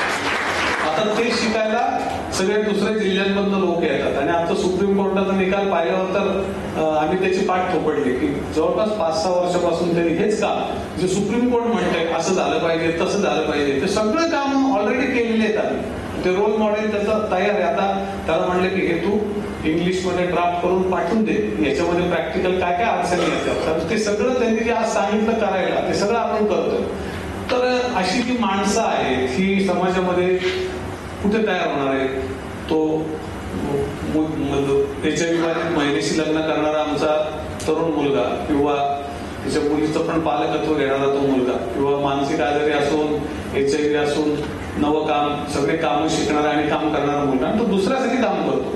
तर ही सगळी अशी पिढी जर घडवायची असेल तर मानवी असेल, स्नेहालय असेल, अशा संस्थांच्या सोबत काम करणं. कारण ही लॅब आहे. याच्याकडे तुम्ही हे फक्त काहीतरी एक सेवा देणारं उपक्रम आहे असं बघू नका. की ही अशी लॅब आहे ज्या ठिकाणी समाजाचा विचार करणारे आणि प्रत्यक्ष समाजाच्या प्रश्नांना हात घालून ट्रान्सफॉर्मेशन घडवणारी अशी माणसं इथं तयार होत असतात. आणि म्हणून जेव्हा तुम्ही अशा कामांना मदत करता तर तुम्ही अशा ट्रान्सफॉर्मेशनला मदत करत असता की जे उद्याचा चांगला भारत घडवणार आहे, जो उद्याचा चांगला समाज घडवणार आहे. आणि मला वाटतं की भारत मातेची एक सर्वोत्तम सेवा असू शकते. या सगळ्या प्रवासामध्ये खूप गोष्टी बोलण्याच्या आहेत, पण आता मी थांबतो कारण वेळेची मर्यादा आहे. पण मी आपल्या सर्वांना विनंती करतो, ज्यांनी अजून स्नेहालय पाहिलं नाही त्यांनी जरूर स्नेहालय पाहायला या. आणि खूप जण आहेत इथे. आमचं नगरमधल्या सगळ्या झोपडपट्ट्यांमध्ये काम करणारे वैशाली चोपडा म्हणून आमच्या ताई इथं आहेत, पाठीमागे बसल्यात. आणि असंख्य लोक आहेत. आता मी कोणाबद्दल काय बोलू हाच माझ्यासमोर प्रश्न पडलाय, पण तुम्ही समजून घ्या ही एक वेळेची मर्यादा आहे. मला आपल्या इथे माझे कुलगुरू बसलेले आहेत, इथे माझे 2 प्राचार्य बसलेले आहेत, इथे माझ्याबरोबर पुण्यात नगरला शिकायला होतं, पुण्यात आला आणि काम करतो. संदीप जोशी बसलाय, ते शेखर शेठ बसले, किती माणसं बसलेली आहेत तिथे. तर प्रत्येकाबद्दल असं बोलण्यासारखं आहे खूप. पण मी आपल्याशी वैयक्तिक बोलतो. छोटीशी पुण्यात सुरुवात झाली होती. ज्योती एकबोटे, नंदू एकबोटे, आम्ही तिकडे गेलो होतो. कुठे कात्रज मध्ये जागा बघायला. शारदा गौडा नावाच्या बाईंनी दिलेली. तिथे ती छोटीशी सुरुवात झाली आणि होता मग गजानन रामराव देसाई आणि दाम्पत्याने आपल्याला जागा दिली. ती जागा आपली कात्रज मध्ये आहे. तिथं आपलं सेंटर चालू आहे. ते सेंटर खूप चांगल्या प्रकारे काम करत आहे. इथे शुभांगीताई दशपुत्रे आहेत. दशपुत्रे सरांनी ताईने त्यांची शनिवार पेठेतली जागा मोतीबागेच्या मागची कार्यालय म्हणून सुरुवातीला दिली. तिथून आपण पहिलं पाऊल ठेवलं आणि कामाला सुरुवात केली. आणि आता बघता बघता कामं आपली इथली वाढत गेलेली आहेत. आणि आता लवकरच मानवीच्या कामामध्ये तुम्हाला सगळ्यांना सहभागी व्हायचंय. आणि हे काम सगळ्या लोकांना बरोबर घेऊन करायचं. कारण हे काम ज्यांनी केलेले आहे तर फक्त आपण त्यांच्या बरोबर उभे राहतो. याचा अर्थ विनयताई असतील किंवा उज्ज्वलाताई किंवा शिरीष सर हे सगळे काही एक्सक्लूड नाहीये. ते आता बरोबर आहे. आपण ते बरोबर आहोत. आणि कारण की एकच भावधारा आहे, एकच विचार आहे. म्हणून इथं हे काम आपण सुरू करू. आणि याला जोडून आता बरीच कामं सुरू करू. जसं पुण्यामध्ये उडान प्रकल्पाची खूप गरज आहे. आता बघा नगरमध्ये प्रकल्प आहे पण लाभार्थी बरेचसे पुण्यातले असतात. आता आमची जी मानसरामची गाडी आहे, हा रमाकांत तिथे पुण्यामध्ये गाडी घेऊन येतो आणि इथं रस्त्यावर फिरणारे 10-12 पेशंट उचलून ती गाडी नगरला घेऊन येते. त्यांच्यावर डॉक्टर नीरज व्यक्ती काम करतात आणि मग ते पेशंट ठीक होतात. परत त्यांची घरं शोधायला आम्ही मदत करत असतो. काय असतं की नगरमध्ये एका माणसाला सांभाळायचा खर्च जर 50 रुपये असेल तर पुण्यामध्ये 300 रुपये. त्यामुळे जरी इथं पुष्कळचे प्रश्न असले तरी सांभाळण्यासाठी योग्य जागा शेजारचं नगरच आहे, कारण ते फार कॉस्ट इफेक्टिव्ह आहे. फक्त ट्रान्सपोर्टची कॉस्ट त्याच्यात जाते. या ठिकाणी खूप जण आहेत, शुभांगीताई, मीराताई, काय कोणाकोणाचा उल्लेख करू, आमच्या निलिमाताई, सगळ्या जणांच्याच बद्दल कृतज्ञता वाटते. एका शेवटच्याच प्रयोगाचा उल्लेख करतो, थांबतो, ते म्हणजे इथं डॉक्टर कोपरकर बसले आणि डॉक्टर कोपरकरांनी एक सुपर 40 नावाचा उपक्रम केला. आता तुम्हाला माहिती आहे की ते एक असे अवलिया व्यक्ती आहेत, खूप वल्ली आहेत. ते डर्मेटॉलॉजिस्ट आहेत, पण त्यांनी सगळ्या नाव्यांना 70,000 नाव्यांना कटिंग कशी करायची ते शिकवलं. मग त्यांनी आर्बिट्रेशन किंवा कोर्टात न जाता प्रश्न कसे सोडवायचे यावर खूप शिक्षण घेतलं. परदेशामध्ये जाऊन बरेच मोठे मोठे वादविवाद ते सोडवतात. तर त्यांनी ठरवलं की माझी कौशल्य मी झोपडपट्टीतल्या मुलांसाठी राबवेल आणि त्यांनी एक सुपर 40 म्हणून उपक्रम राबवला. तर ती सगळी मुलं एंटरप्रेनर व्हायचा विचार करतात, दुसऱ्यांना रोजगार द्यायचा विचार करतात. मला असं वाटतं आपल्याला की प्रत्येक जण समाज जीवनाच्या कोणत्या ना कोणत्या क्षेत्रात काम करतो, त्याची एक्सपर्टाईज आहे आपल्याकडे. आपण एकदा स्नेहालय बघायला आलात तर आपण पण आपलं एक क्षेत्र शोधू शकता आणि ज्याच्यामध्ये आपण मिळून काम करू शकतो. आता विवेक नारळकर दादा जे पूर्वीपासून स्नेहालय बरोबर काम करत होते, त्यांना सगळे ओळखतात. दादा तुम्ही 1 मिनिट उभे पण राहा. आता ते पण स्नेहालयाला जॉईन झाले, ते स्नेहालयाला जॉईन झालेत आणि ते आता स्नेहालयाच्या थोडक्यात PR साठी किंवा नवीन परिस्थितीमध्ये नवीन माणसं जोडण्यासाठी त्यांनी पण स्वतःला वाहून घेतले. पूर्वी त्यांनी दीनानाथ मंगेशकर हॉस्पिटलमध्ये खूप वर्ष काम केलेले आपल्याला माहिती आहे. तो सगळा अनुभव आणि त्यांच्यामध्ये ते बेसिकली ते कलाकार आहेत, आर्टिस्ट आहेत, जे स्कूलचे पास आउट आहेत, पण ती कलात्मकता त्यांची कामात पण दिसते. तर अशी सगळी माणसं इथं आता नवीन टीम काम करते. माझी खात्री आहे की जेव्हा पुढच्या वेळेला आपण भेटू त्यावेळेला आपल्याकडे खूप नव्या आठवणी असतील, नवे कामाचे हिशोब असतील, नवी आव्हानाबद्दल आपण चर्चा करू. आणि आतापर्यंतच्या सगळ्या प्रवासामध्ये तुमच्या प्रत्येक माणसाने खूप मोठं योगदान दिले. मी ते प्रत्येकाबद्दल मी सांगतो नाही की मला दरवेळेला असं थोडंसं दुःख होतं, मला एम्प्रेस होतं की अरे आपल्याला ह्या योगदानाचा उल्लेख पण नाही करता आला या सगळ्या संवादामध्ये. तुमच्या सगळ्यांच्या दिलेल्या योगदानाची आम्हाला खूप आठवण आहे, खूप जाणीव आहे आणि ती नेहमी राहील.